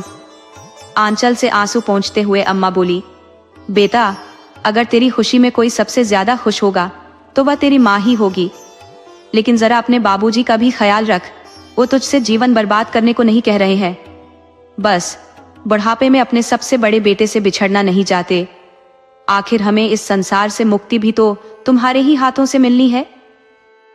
हरिया अपनी माँ का हाथ थामे उसके आंचल में सर रखकर बोला, अम्मा, बाबूजी से नहीं, पर तुमसे तो उम्मीद थी कि तुम मेरी बात समझोगी। मेरे भी कुछ कर्तव्य हैं इस घर के लिए, तुम्हारे लिए, रूपा के लिए। रूपा का नाम सुनते ही माँ की आंखों में गर्व का भाव उमड़ पड़ा और दिल कठोर करके बोली, ठीक है बेटा, मैं एक बार फिर से बाबूजी से बात करूंगी। और आखिरकार अम्मा ने किसी तरह बाबूजी को मना लिया और हरिया के दिल्ली जाने का दिन आ गया। जाते वक्त जब हरिया बाबूजी के चरण स्पर्श करने झुका तो बाबूजी ने बस इतना ही कहा, बहुत सोच समझकर तुम्हारा नाम हरिश्चंद्र रखा था ताकि तुम कभी गलत राह न पकड़ो। यह सुनकर हरिया का दिल भर आया, चाहा कि बाबूजी से लिपट जाए, पर यह भाव मन में ही रह गया।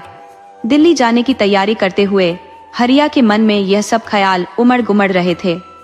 ललिया रसोई के काम निपटाकर नहाने चली गई और हरिया कमरे में सोच में डूबा बैठा था।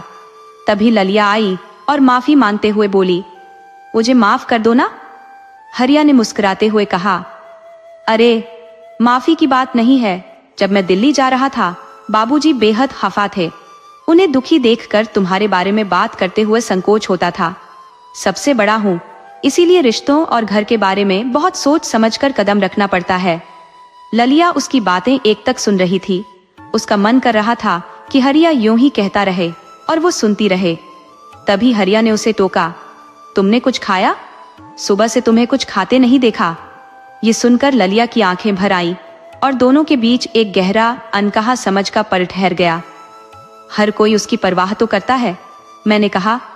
अभी नहा के आती हूँ, कपड़े दे दो, धो दूंगी। हरियाणे ने जवाब दिया। ललिया, इसकी जरूरत नहीं है, मुझे अपने कपड़े खुद धोने की आदत है, मेरी आदतें बिगाड़ो मत। ललिया ने अधिकार जताते हुए कहा। अरे देखो जी, हमारी शादी ही इसलिए हुई है कि हम आपकी आदतें बिगाड़ सके। हरिया हल्का सा मुस्कुरा उठा और ललिया शर्मा गई। दोपहर में बाबूजी आए तो अम्मा उन्हें खाना परोसने लगी। बाबूजी खाना खा रहे थे और अम्मा पंखा झल रही थी। अचानक अम्मा ने आवाज लगाई, रूपा, अपने बाबूजी को थोड़ा लहसुन का अचार दे दे। बाबूजी ने एक कौर खाते हुए अम्मा की ओर देखा और कहा, अभी तो होली में 2 दिन बाकी है, ये लहसुन का अचार तो तुम किसी खास मौके पर ही देती हो, आखिर माजरा क्या है? अम्मा पहले तो चुप रही, फिर थोड़ी देर रुककर बोली। बाबूजी ने बीच में ही टोक दिया, ऐसा कहो कि तुम्हें अपने लाडले की कोई फरमाइश पूरी करवानी है। अम्मा ने जल्दी से संभालते हुए कहा, अरे नहीं, कोई फरमाइश नहीं है जी, बस देव के काम के बारे में शहर में बात करके आया है। बाबूजी ने थोड़ा हैरान होकर और थोड़ा दुखी होकर कहा, हरियाणे का तो अब देवो भी हरिया हो गया है, उसके दोस्तों ने उसे बदल दिया और अब वो सब हरिया के रंग में रंग गए हैं। अम्मा ने हल्की मुस्कान के साथ कहा, देखो जी, ऐसी बात नहीं है, हरिया तो दिल्ली चला गया है, कल को अपने परिवार को भी ले जाएगा। देव का मन भी कह रहा था कि शहर में कुछ करना है, तो हरिया ने बस उसके लिए राह आसान की है। जितना तुम समझ रहे हो उतना बुरा नहीं है, मेरा लाल अपने भाई के भविष्य की सोच रखता है। हरिया की मां ने अपने पति से यह बात कहते हुए थोड़ी नाराजगी जताई, जिस पर बाबूजी हल्का सा मुस्कुरा उठे, मानो उन्हें सब पता था, बस कहने का इंतजार था। उन्होंने हरिया की मां से पूछा, हरिया की मां, तुम अपने आप को तसल्ली दे रही हो या मुझे? सीधी बात करो, आखिर कहना क्या चाहती हो?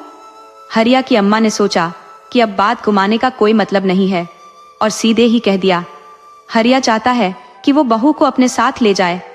बाबूजी ने गहरी नजर से देखते हुए पूछा, पूछ रहा है या ये उसने खुद ही तय कर लिया? अम्मा ने बेटे का पक्ष लेते हुए कहा, आज तक उसने हमारी मर्जी के बिना कुछ किया है क्या? ऐसा कौन सा फैसला उसने अकेले ही ले लिया? बाबूजी ने गंभीरता से कहा, जब मुझ पर छोड़ा है तो मैं शाम को सोचकर बताऊंगा। इधर घर में हलचल मच गई। सबके मन में यही सवाल था कि बाबूजी का फैसला क्या होगा। ललिया अपने मन में उधेड़बुन में थी, सोच रही थी कि आखिर बाबूजी क्या फैसला लेंगे। हरिया ने उसकी बेचैनी भांपते हुए कहा, क्या सोच रही हो? जो भी निर्णय होगा हम खुशी खुशी मान लेंगे। लेकिन ललिया का मन शांत नहीं हो पाया। एक पल वह चाहती कि जल्दी से शाम हो जाए और बाबूजी अपना निर्णय सुना दे, और अगले ही पल उसे डर लगता कि कहीं शाम कभी आए ही ना। इतना तनाव और बेचैनी उसने पहले कभी महसूस नहीं की थी। हरिया भी अंदर ही अंदर परेशान था, मगर उसने खुद पर काबू रखा। शाम को जब बाबूजी सैर करके लौटे तो घर के लोग उनके आसपास किसी न किसी काम का बहाना बनाकर मंडराने लगे। रूपा बाबूजी के लिए पानी ले आई और अम्मा ने पूछा, चाय लाऊं? बाबूजी ने जवाब दिया, पहले बहू को बुलाओ। ललिया, जो कभी बाबूजी के सामने सहजता से नहीं गई थी, लंबा घूंघट करके धीरे धीरे उनके सामने गई। बाबूजी चौपाल पर बैठे थे और बाकी सब आंगन में अलग अलग जगहों पर खड़े थे या बैठे थे, दिखाने के लिए किसी न किसी काम में व्यस्त थे। बाबूजी ने कहना शुरू किया, बहू, तू मेरे लिए रूपा से कम नहीं है। अगर तेरी भी यही इच्छा है तो जा हरिया के साथ, मगर इस घर आंगन को मत भूलना। हमने तुम्हें इस घर में लक्ष्मी बनाकर लाए थे बहू, और तुम्हारे आने से हमें एक भरोसा भी आया था कि हरिया भले शहर में काम करने जाए पर वहीं बसने का मन नहीं बनाएगा। इस भरोसे को कायम रखना। तुम दोनों चाहे दुनिया के किसी भी कोने में रहो, मगर इस परिवार को भूलना मत। मैंने ऐसे कई घर देखे हैं जहां बेटा शहर में जाकर फिर कभी लौटकर नहीं आया। मेरी तुम दोनों से हाथ जोड़कर विनती है कि ये तिरस्कार इस परिवार पर न आने देना। पूरा आंगन खामोशी में डूबा था और जब तक बाबूजी की बात पूरी हुई उनकी आंखें भी नम हो गईं। ललिया भाव विभोर होकर फूट फूट कर रोने लगी। उसने अम्मा से कहा, माँ जी, मैं कहीं नहीं जाऊंगी, मैं आप सबके पास ही रहूंगी। माँ ने उसका सिर सहलाते हुए उसे अपने करीब कर लिया और रूपा से कहा, जाकर बाबूजी और भाभी के लिए पानी ले आ। बाबूजी ने कहा, नहीं बहू, हरिया को भी उस शहर में अकेले परिवार की कमी खलती होगी। हमें सुकून रहेगा कि वह वहां अकेला नहीं है। तुम दोनों वहां जाओ, पर हमें भूलना मत। अम्मा ने बहुओं और हरिया के लिए जो भी आवश्यक सामान था उसे समेटना शुरू कर दिया। सभी अपने अपने कामों में लग गए, मगर पूरे घर में एक गहरी उदासी घिर आई और सबसे अधिक मायूस ललिया थी। उसे बार बार लग रहा था कि इस घर के माहौल में आई इस नीरसता की वजह वही है। इस बार जो होली इतने रंगों के साथ आई थी, अब जैसे फीकी लगने लगी थी, क्योंकि होली के 2 दिन बाद ही हरिया और ललिया को शहर जाना था। अंततः ललिया और हरिया के जाने का दिन आ पहुंचा। शाम की ट्रेन थी और तय हुआ कि सब लोग उन्हें स्टेशन तक छोड़ने चलेंगे। ललिया के मायके वाले भी आने वाले थे। ललिया की नींद आज सुबह जल्दी खुल गई, लेकिन उसकी आंखों में वो चमक नहीं थी। जिस उल्लास से वह दिल्ली जाने के ख्वाब बुनती थी, आज वह कहीं खो सा गया था। आज वह जोश और उमंग कुछ मद्दिम से हो गए थे। वह रोजमर्रा के कामों में लग गई। पहले स्नान करने का विचार किया ताकि धुले कपड़े समय पर सूख जाए और फिर उन्हें समेटना आसान हो। ललिया जैसे ही अपने कमरे में पहुंची, रूपा भी उसके पीछे पीछे चली आई। भाभी को अकेले पाकर उसने धीरे से कहा, भाभी ये मोबाइल रख लीजिए, भैया आपके लिए ही लाए थे। ललिया के भीतर एक आत्मग्लानि का एहसास उठने लगा। उसने मना करते हुए कहा, नहीं रूपा दीदी, इसे आप ही रखिए। ये आपके लिए है ताकि आपसे संपर्क बना रहे। अब तो मैं खुद उनके पास जा रही हूँ, इसलिए इसकी कोई जरूरत नहीं। लेकिन आपसे अब सही सही बात करूंगी और घर परिवार का हालचाल लेती रहूंगी। ये कहते हुए दोनों की आंखें नम हो गई।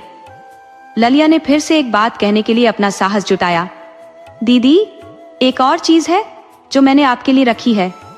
उसने अपना बक्सा खोला और उसमें से वो खास साड़ी निकाली जो हरिया ने खासकर उसके लिए बड़े प्यार से खरीदी थी। उसने साड़ी रूपा की ओर बढ़ाते हुए कहा, इसे रख लीजिए रूपा दीदी। रूपा ने संकोच से कहा, नहीं भाभी, ये तो भैया आपके लिए लाए थे और फिर अम्मा भी नाराज होंगी, मैं इसे नहीं ले सकती। ललिया ने मुस्कुराते हुए कहा, दीदी अम्मा से कह दीजिएगा कि भाभी ने खुद दी है और मैं भैया से कह दूंगी कि मेरे लिए ऐसी एक और साड़ी ला दे। ये कहकर ललिया ने जबरदस्ती साड़ी रूपा के हाथों में थमा दी। तभी हरिया आ गया और मुस्कुराते हुए बोला, रूपा तुम्हारी भाभी ठीक कह रही है, ये सब अपने पास रख लो, मैं तुम्हारी भाभी को फिर से सब खरीद दूंगा। हरिया की इस मुस्कान और विश्वास ने ललिया के साहस को और बढ़ा दिया। शाम ढलते ही सब स्टेशन पर पहुंच गए थे। ललिया के मायके वाले पहले से ही वहां इंतजार कर रहे थे। ललिया की अम्मा उसे देखते ही भावुक हो उठी। आंसू छलकते हुए बोली, बिटिया तू यहाँ थी तो पास होने का सुकून था, हमारे पास नहीं थी तो भी यही थी, लेकिन मन को एक तसल्ली थी कि जब चाहे तुझे देख सकते हैं। अब तू दूर शहर जा रही है और अब तुझे देखने को भी तरसना पड़ेगा। हरिया के बाबूजी ने तुरंत बात संभाली, अभी भावुक होने का वक्त नहीं है, अभी तो इन दोनों को आशीर्वाद देकर खुशी खुशी विदा करने का वक्त है।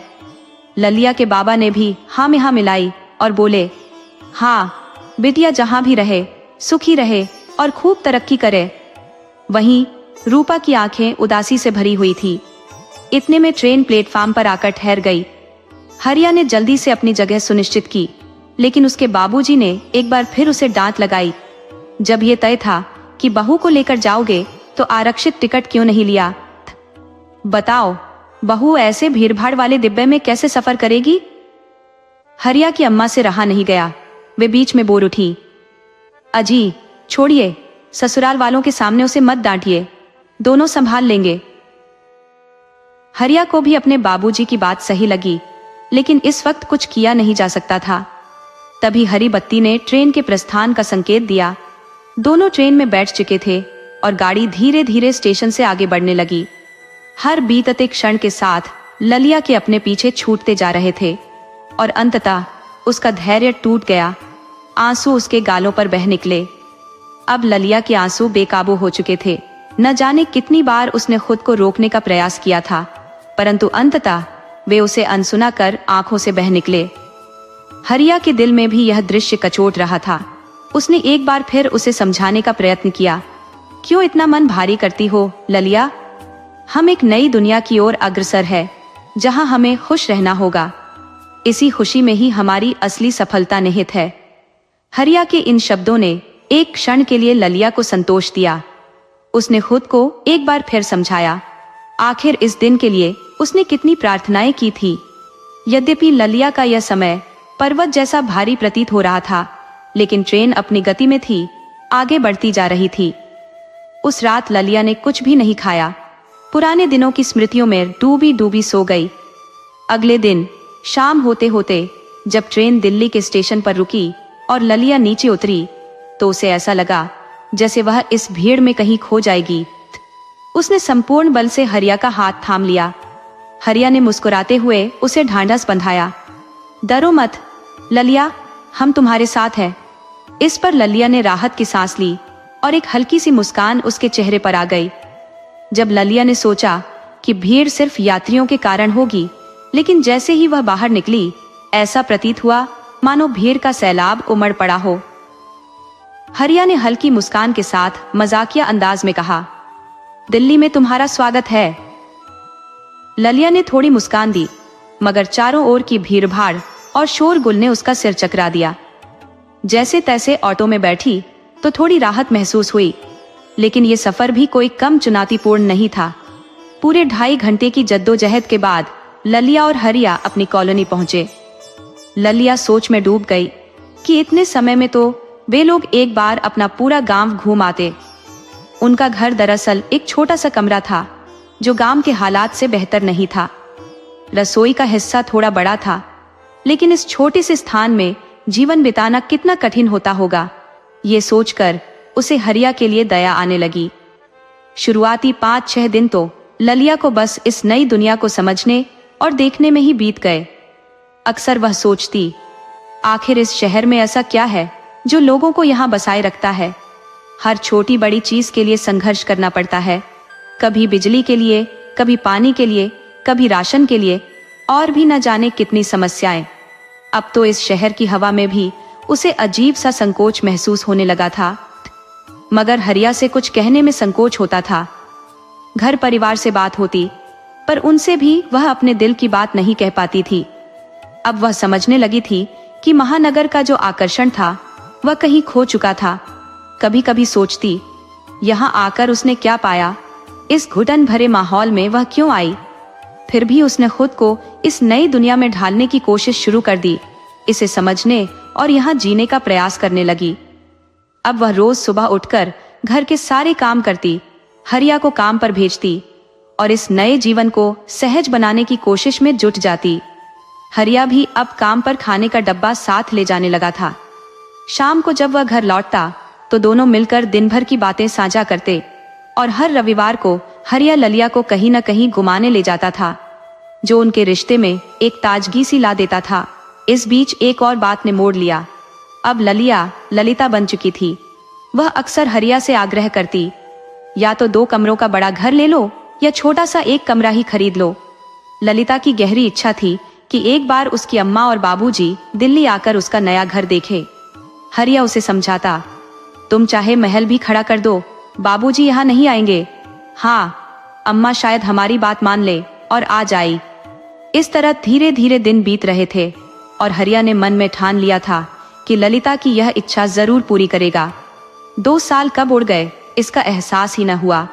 इस बीच रूपा का विवाह तय हो गया। शादी मई में होनी थी। ललिता का मन खुशी से झूम उठा। आखिर उसके आने के बाद पहली बार परिवार में किसी का विवाह हो रहा था। एक रविवार को हरिया ने ललिता से कहा, अगर तुम कहो तो हमने घर के लिए जो पैसे जोड़े थे वे बाबूजी को दे देते हैं, रूपा के विवाह में काम आएंगे। ललिता हल्के से मुस्कुराई और बोली, क्या समझा आपने मुझे? दिल इतना छोटा थोड़े ही है। पैसे तो आते जाते रहेंगे, लेकिन रूपा दीदी का विवाह फिर से थोड़ी होगा।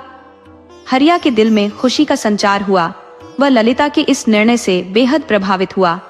वह कहने लगा, मैं आज ही बाबूजी को फोन करता हूँ।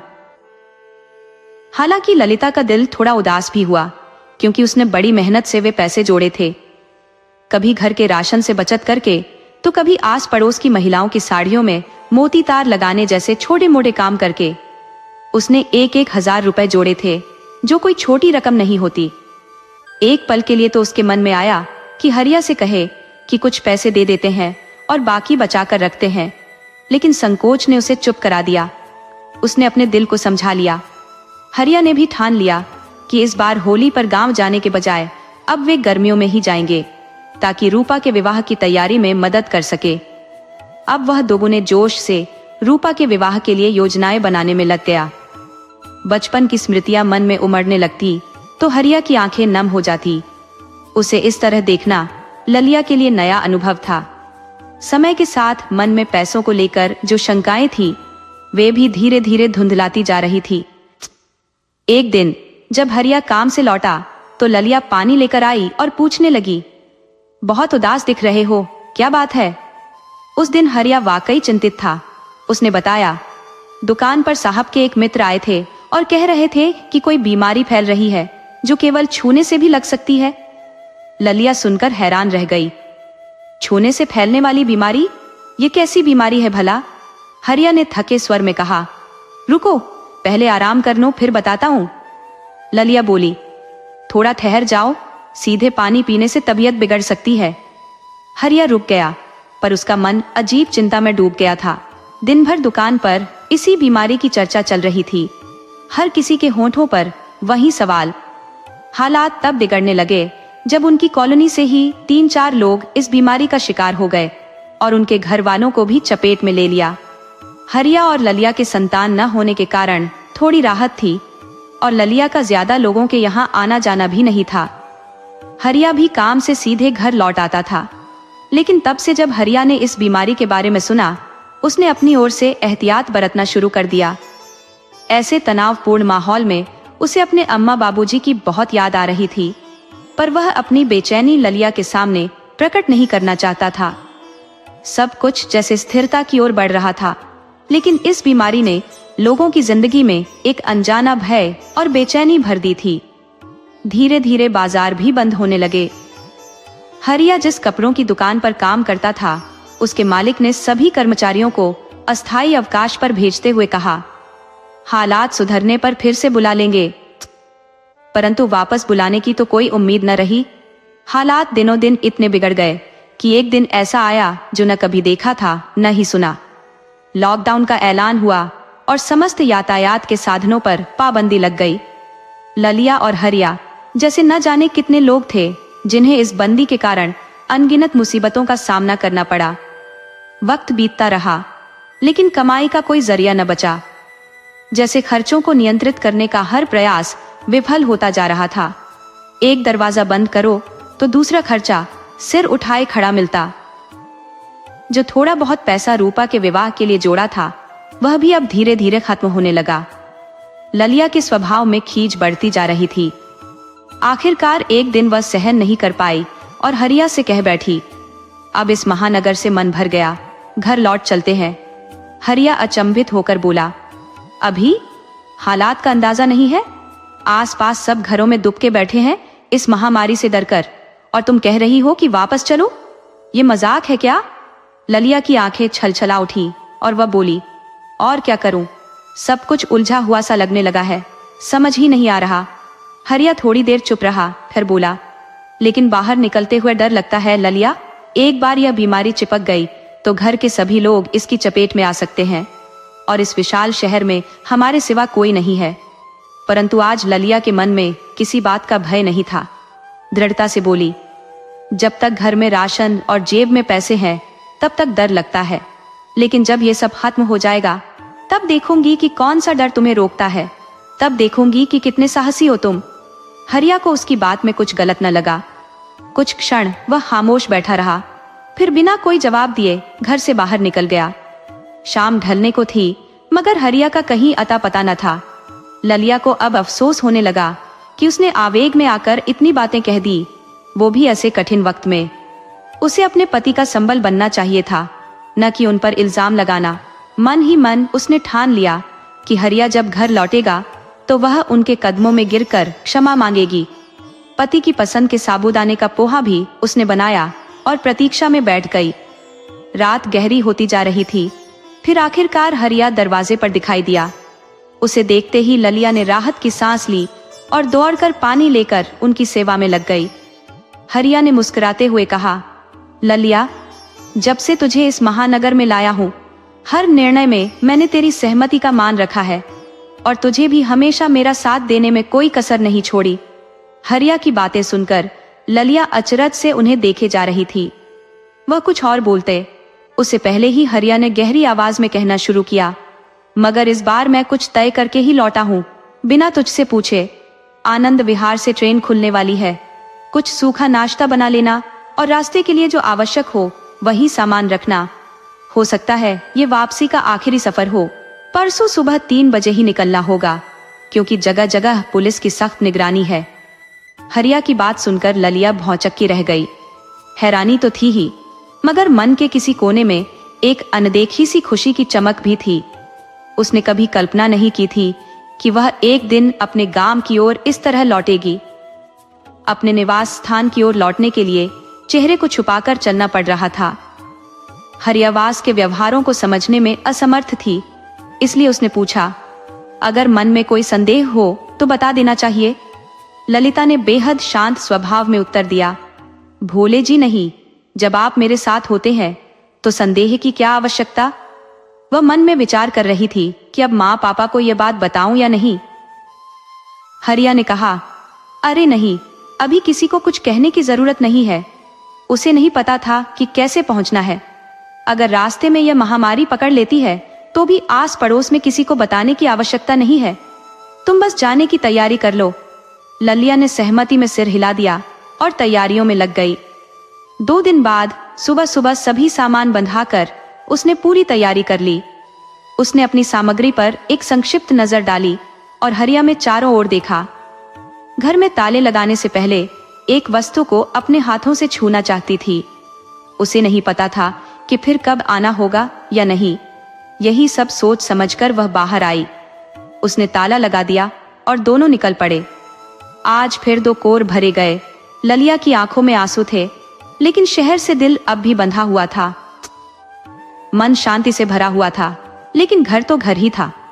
एक दिन का जोड़कर हरिया और ललिया ने अपना छोटा सा निवास स्थान बनाया था और आज ऐसे दिन आ गए थे कि सब कुछ छोड़कर जाना पड़ रहा था। आनंद विहार पहुंचते ही जमीन पैरों तले खिसक गई। ट्रेन का कोई पता नहीं था। हरिया ने ललिया को एक स्थान पर बैठाकर कहा, तुम रुको जरा ललिया, मैं उस व्यक्ति से मिलकर आता हूँ जिसने टिकट के बारे में बताया था। ललिया घबराई हुई एक कोने में चुपचाप बैठ गई। जब काफी देर बाद भी हरिया नहीं लौटा तो ललिया की मन में तरह तरह की शंकाएं उमड़ने लगी। फिर भी वह अपने मन को सांत्वना देने का प्रयास करती रही, लेकिन विचारों की जकड़न थम नहीं रही थी। करीब 1.5 घंटे के इंतजार के बाद हरिया निराश सा लौट आया। ललिया ने राहत की सांस ली, लेकिन हरिया के चेहरे पर उलझन देख खुद को रोक न सकी। उसने धीरे से पूछा, क्या हुआ जी, आप इतने चिंतित क्यों लग रहे हैं? क्या ट्रेन निकल गई या फिर हम आने में देर कर बैठे? कोई और ट्रेन नहीं मिलेगी क्या? कुछ तो कहिए। हरिया निःशब्द बैठा रहा। उसकी चुप्पी ललिया के दिल की बेचैनी और भी बढ़ा गई। वह समझने की कोशिश कर रही थी कि आखिर हुआ क्या है। काफी पूछताछ के बाद हरिया ने थकी हुई आवाज में बताया, इस आदमी ने 5,000 रुपए लेकर टिकट का वादा किया था। अब वह दिखाई नहीं दे रहा है और स्टेशन पर लोग कह रहे हैं कि कोई ट्रेन नहीं चलने वाली। अब समझ में नहीं आ रहा कि क्या करे। ये सुनते ही ललिया का दिल टूट सा गया, लेकिन फिर भी उसने हरिया की ओर देख तसल्ली से कहा, तो क्या हुआ? अगर एक रास्ता बंद हुआ है तो दूसरा खुल ही जाएगा, आप चिंता मत कीजिए। इतने में हरिया और ललिया के कानों में भोजपुरी में कुछ आवाजें पड़ी। दोनों की आंखों में एक आशा की चमक उभरी और वे उस दिशा में देखने लगे कि ये आवाजें कहां से आ रही हैं। थोड़ी दूरी पर उन्हें कुछ लोग एक जगह जमा होकर योजना बनाते दिखे, जैसे आगे बढ़ने का कोई मार्ग खोज रहे हों। हरिया और ललिया शीघ्रता से वहां पहुंचे और पहुंचते ही पूछ बैठे, आप सभी लोग कहां के हैं और किस दिशा में जाने का इरादा कर रहे हैं? उनमें से एक व्यक्ति ने उत्तर दिया, हम सभी इसी काम की तलाश में यहां थे, पर अब सोच रहे हैं कि घर लौट जाना ही बेहतर है। हरिया ने उत्सुकता से पूछा, कैसे लौटेंगे? क्या कोई उपाय या मार्ग निकाला है? उनमें से एक ने जवाब दिया, हाँ, हमने कुछ इंतजाम कर रखा है। हरिया ने फिर सवाल किया, आप लोग कहाँ लौटना चाह रहे हैं? किसी ने कहा, हाजीपुर। हरिया और ललिया ने एक दूसरे की ओर देखा। उनकी आंखों में आशा की हल्की चमक उभर आई। हरिया ने अपने हाथ जोड़कर निवेदन किया, हमें भी मुजफ्फरपुर जाना है। अगर आप हमें भी अपने साथ ले चलेंगे तो बहुत बड़ा एहसान होगा। जैसे आप यात्रा करेंगे वैसे हम भी आपके साथ हो जाएंगे। बस हमें अपने साथ ले चलिए, जीवन भर आपके आभारी रहेंगे। हरिया यह बोल रहा था और ललिया अपने आंचल का कोना दांतों तले दबाए भीतर ही भीतर सिसक रही थी। तभी उनमें से एक गंभीर चेहरे वाले व्यक्ति ने कहा, अरे इस कठिन समय में अपने ही सफर का कोई ठिकाना नहीं है, अब इन्हें भी साथ ले चलो भाई। कुछ और भी सोचना है, हमारा सिर मत खाओ। शंकर ने, जो उस समूह का रौबदार व्यक्तित्व था, तीखे लहजे में कहा, यह खुद ही नहीं समझ पा रहे हैं कि हमें क्या करना है। कठिन समय है, कोई ठिकाना भी नहीं है, और तुम हो कि सिर पर बोझ डालने में लगे हो। नहीं भैया, हमारी जान छोड़ो और कुछ और रास्ता देखो। ये सुनकर हरिया खामोश हो गया। उसकी नजदीकी मंशा को भांपते हुए ललिया ने फिर से सोचा कि एक बार विनती कर लेनी चाहिए। बिना अधिक विचार किए वह उन सभी के पास जाकर मिन्नत भरे स्वर में बोली, भैया बहुत बड़ी मुश्किल में है हम। मेरी ननद की शादी है और हम घर के बड़े भाई भाभी होने के नाते वहां होना अनिवार्य है। थोड़ी देर और रुक सकते थे, लेकिन कब समय सही होगा कौन जानता है। आपकी बड़ी कृपा होगी भैया। यही तो हमारे देश का मर्म है, यह रिश्तों का गहरा मोल है। भैया सुनते ही वे लोग थोड़े सहज हो गए। सबसे वरिष्ठ व्यक्ति ने, जो वहीं खड़ा था, कहा, चलो इन्हें भी अपनी औरतों के साथ ले चलेंगे।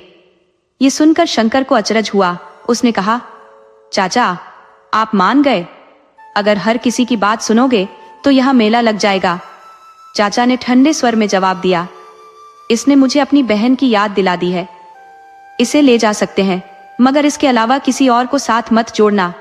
शंकर ने जाकर हरिया से कहा, चलो हमारे साथ चल सकते हो, मगर रास्ते में हर किसी को सतर्क रहना पड़ेगा। यदि कहीं पुलिस का सामना हुआ तो स्थिति संभालनी होगी। समझ गए ना?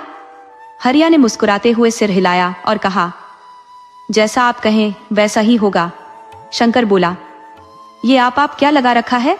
हमारी तुम्हारी उम्र में कोई बहुत बड़ा फर्क नहीं होगा, थोड़ा बहुत ही आगे पीछे का अंतर होगा। मुझे बस शंकर बुलाओ, समझी? और तुम्हारा नाम क्या है? हरिया ने उत्तर दिया, जी हरीश चंद्र।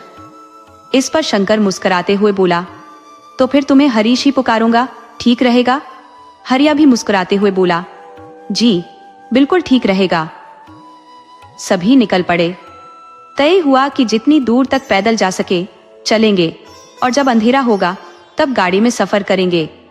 3 मारुति वैन साथ थी, लेकिन एक दूसरे के पीछे नहीं चलती थी। सब कुछ सही तरीके से चल रहा था। हरिया और ललिया अब सबके साथ घुल मिल गए थे। आपसी समझ भी अच्छी बनने लगी थी। दिल्ली से निकलते समय सभी ने मास्क और साबुन साथ लिया था, परंतु जैसे जैसे आपसी मेल जोल बढ़ता गया, मास्क का इस्तेमाल केवल पुलिस कर्मियों के सामने दिखावे तक सीमित हो गया। चलते चलते जब सभी थक जाते तो कहीं रास्ते में रुक जाते। एक बार ऐसे ही रुके तो हरिया ने मौका देखकर ललिया से बात करने की ठानी। थोड़ा नाराजगी से हरिया बोला, जब सबसे बातें करती हो तो मुंह क्यों नहीं ढक लेती? मास्क का इस्तेमाल क्यों नहीं करती? ललिया बोली, मास्क लगाऊंगी तो सब बुरा मान जाएंगे, सोचेंगे कि एक तो साथ ले जा रहे हैं और ऊपर से। हरिया बीच में ही बोल पड़ा, अरे बुरा क्यों मानेंगे? क्या उन्हें इस वक्त की स्थिति का कोई भान नहीं है? हरिया की बात ललिया को सही लगी, इसलिए उसने और अधिक विरोध नहीं किया। हरिया ने फिर कहा, धीरे धीरे सारे पैसे खर्च हो रहे हैं, क्या इस बीमारी को घर वालों के लिए उपहार के रूप में ले जाना चाहती हो? ललिया पहले से ही डरी हुई थी, लेकिन हरिया की बात ने उसे भीतर तक कंपा दिया। उसने हरिया को वादा किया कि आगे से वह इन बातों का ख्याल रखेगी। हरियाली ने जो ठान लिया, अब उससे पीछे हटने का सवाल ही नहीं था। सबकी थकान धीरे धीरे बढ़ रही थी, लेकिन मंजिल के करीब पहुंचने की चाह और तीव्र होती जा रही थी। शंकर को आशा थी कि कल का सूरज वह हाजीपुर की धरती पर देखेगा। उसने हरिया से कहा, देख भाई हरीश, अब तो हाजीपुर पहुंच गया है, यहाँ से मुजफ्फरपुर भी कुछ दूर नहीं। 1-2 दिन आराम कर ले, फिर मैं खुद तुझे तेरे गांव तक छोड़ आऊंगा और ललिता बहन को भी घर पहुंचा दूंगा। शंकर ने मुस्कुराते हुए ललिता से कहा, क्या तुझे अपने शंकर भैया पर भरोसा नहीं है? ये सुनकर ललिता की आंखें नम हो गईं। आंसू पोंछते हुए वह बोली, भरोसा क्यों नहीं होगा शंकर भैया, आपने हमारे लिए कितना कुछ किया है। शंकर हंसते हुए बोला, तो बस तुम्हें हाजीपुर में रुकना होगा। लेकिन उधर हरिया के मन में एक अलग ही गणना चल रही थी। हाजीपुर पहुंचने के बाद हरिया ने शंकर से कहा, भाई शंकर, अब हम अपने गांव ही चले चलते हैं। यहाँ भी स्कूल पर ही ठहरना पड़ेगा और वहां भी जब हालात सही होंगे फिर वापस आ जाएंगे। हाजीपुर तो तेरे लिए ससुराल की तरह है, क्योंकि तू ललिता का भाई है। शंकर की आंखें भर आईं, लेकिन उसने भावनाओं पर काबू पाते हुए हरिया को गले लगा लिया। शंकर थोड़ा जिद्दी और ठेठ मिजाज का आदमी था। बोला, ठीक है, थोड़ा शाम ढलने दो, फिर निकलते हैं। जैसे ही अंधेरा हुआ, तीनों बाइक पर सवार हुए और छुपते छुपाते हरिया के गांव की ओर रवाना हो गए। गांव पहुंचते ही दिल्ली की यादें ललिया के मन में उमड़ने लगी। रात के करीब 8:30 बजे थे और ललिया का मन अतीत की स्मृतियों से भर आया। हरिया ने घर पर खबर भेज दी थी कि वह और ललिया गांव के स्कूल में ठहरे हुए हैं। उधर हरिया देख रहा था कि गांव वालों ने कितनी शानदार व्यवस्था कर रखी है। इस स्कूल में कुछ जाने पहचाने लोग भी मिल गए जो विभिन्न दिशाओं से लौट कर आए थे। कुछ लोग कह रहे थे कि अब शहर वापस नहीं लौटेंगे, जबकि अन्य का मानना था कि समय बदलते ही फिर से जाना होगा। रोजी रोटी की जरूरतें जो ठहरी। हरिया सबकी बातों को ध्यान से सुन रहा था, मगर मन में एक ठोस निर्णय ले चुका था कि उसे वापसी करनी है या नहीं। इस बीच जब शंकर ने लौटने की बात छेड़ी तो हरिया बोला, भाई रोकूंगा नहीं, मगर कल सुबह सुबह ही निकलना, ताकि उजाला होते होते अपने गांव पहुंच सको। बाबूजी भी आ रहे हैं, उनसे मुलाकात हो जाएगी। इतने दिनों की आत्मीयता ने दोनों के बीच अनकहा बंधन बांध दिया था और शंकर ठहर गया। थोड़ी ही देर में हरिया के अम्मा, बाबूजी और दूर के चाचा वहां पहुंचे। हरिया ने उन्हें दूर से ही रुकने का संकेत दिया। बाबूजी उन्हें रास्ते भर समझाते आए थे कि क्या करना है क्या नहीं। अपने बच्चों को सकुशल सामने देखकर अम्मा की आंखें मानो विश्वास नहीं कर पा रही थी। वह रो पड़ी और बोली, कैसा अजीब दौर आ गया है। जिन बच्चों को सीने से लगाकर बड़ा किया, आज उन्हें गले लगाने से सब मना कर रहे हैं। हरिया ने मुस्कुराते हुए कहा, अरे अम्मा, अब आपके सामने हूँ, बस इतना ही बहुत है। अब लाओ खाने का डिब्बा दो, बड़ी भूख लगी है। हाँ, और सुनो, इनसे मिलो, ये है शंकर। जब हम दिल्ली से निकले तब इन्हें और इनके परिवार को देखा, जिन्होंने हमारा बहुत ख्याल रखा। हमारे लिए तो जैसे बेटा बेटी बन गए थे। शंकर ने वहीं बैठते हुए हाथ जोड़कर अम्मा को प्रणाम किया और कहा, अरे अम्मा, उल्टा इन्होंने ही हमारा ख्याल रखा। अब तो हम सब एक ही परिवार जैसे हो गए हैं। अम्मा की आंखों में नमी उभर आई और उन्होंने दयाशंकर को खूब आशीर्वाद दिया। फिर जब हरिया सबसे विदा लेने लगा तो अम्मा ने कुछ कदम चलने के बाद ललिया को वापस बुलाया और कहा, सुन लो, वहां घर पर ढंग से रहना, हमारी इज्जत का ख्याल रखना, तुम हरिया की बहू हो। तभी बाबूजी ने अपने कंधे से गमछा निकालकर हरिया की ओर उछाला। हरिया ने तुरंत लपक कर उसे थाम लिया, थोड़ा चौंकते हुए। बाबूजी मुस्कुराकर बोले, इससे चेहरा ढक लेना। हरिया ने थोड़ा हैरान होकर पूछा तो बाबूजी हंसते हुए बोले, चेहरा ढका रहेगा तो लोग समझेंगे कि ये बहू साथ है। बाबूजी के कहने की देर थी और सब हंसी में फूट पड़े। इसके बाद अम्मा, बाबूजी और देबू वापस लौट गए। अगली सुबह पौ फटने से पहले ही शंकर ने फिर से मिलने का वादा किया और अपने गांव की ओर निकल पड़ा। आगे के दिनों में अम्मा और बाबूजी हरिया और ललिया से मिलने आते रहे। दिन में बाबूजी और रात को अम्मा। हरिया ने कई बार उन्हें मना किया कि स्कूल में आने की जरूरत नहीं है, मगर वो कहाँ मानने वाले थे। इस तरह पखवाड़ा बीत गया और इस देखभाल और आशीर्वाद की बदौलत हरिया और ललिया दोनों स्वस्थ हो गए। आज अम्मा सुबह से ही खीर, दाल और पूड़ी बनाने में लगी थी। गांव में रिवाज था कि बहू का स्वागत खीर से करना चाहिए, तो अम्मा ने हरिया की पसंद के और भी कई व्यंजन तैयार कर रखे थे। घर में उत्सव का माहौल था, जैसे हर तरफ खुशी की हलचल फैली हो। सुबह से ही सबकी निगाहें हरिया और ललिया के आगमन पर टिकी थी। रूपानी ने घर के हर आंगन पर रंगोली सजा रखी थी। फिर वो क्षण भी आया जब हरिया और ललिया ने घर में कदम रखा। ललिया ने अम्मा का मान रखते हुए अपना सिर झुकाया और उनके पैर छूते हुए गले से लगा लिया। अम्मा की आंखों में आंसू छलक उठे और उन्होंने कहा, आखिरकार तुम सब लौट आए हो। टीवी पर खबरें सुन सुनकर दिल बैठा जा रहा था। मेरे बच्चे ठीक होंगे या नहीं, यही चिंता रहती थी। पर अब तो तुम सब आ गए हो, अब कोई डर नहीं। हरिया ने माँ को बीच में रोकते हुए कहा, अब हम वापस आ गए हैं माँ, और अब कहीं नहीं जाएंगे। अम्मा और बाबूजी को तो यकीन ही नहीं हो रहा था कि उनका बेटा सच में ऐसा कह रहा है। बाबूजी भावुक होकर बोले, सच कह रहे हो बेटा? हरिया ने सिर हिलाकर हामी भरी। हाँ बाबूजी, अब यहीं रहकर आपका सहारा बनूंगा, और अगर कभी मन भटकेगा तो बस मुजफ्फरपुर जाऊंगा। बाबूजी खुशी से फूले नहीं समा रहे थे और बोले, अरे ओ हरिया की अम्मा, जल्दी से खीर पूरी लाओ, आज तो जैसे लक्ष्मी हमारे आंगन में लौट आई है। अम्मा भी मुस्कुराते हुए बोली, हाँ हाँ क्यों नहीं, अभी लाती हूँ। भगवान ने चाहा तो लक्ष्मी के साथ साथ कुछ दिनों में बाल गोपाल भी हमारे आंगन में खेलेंगे।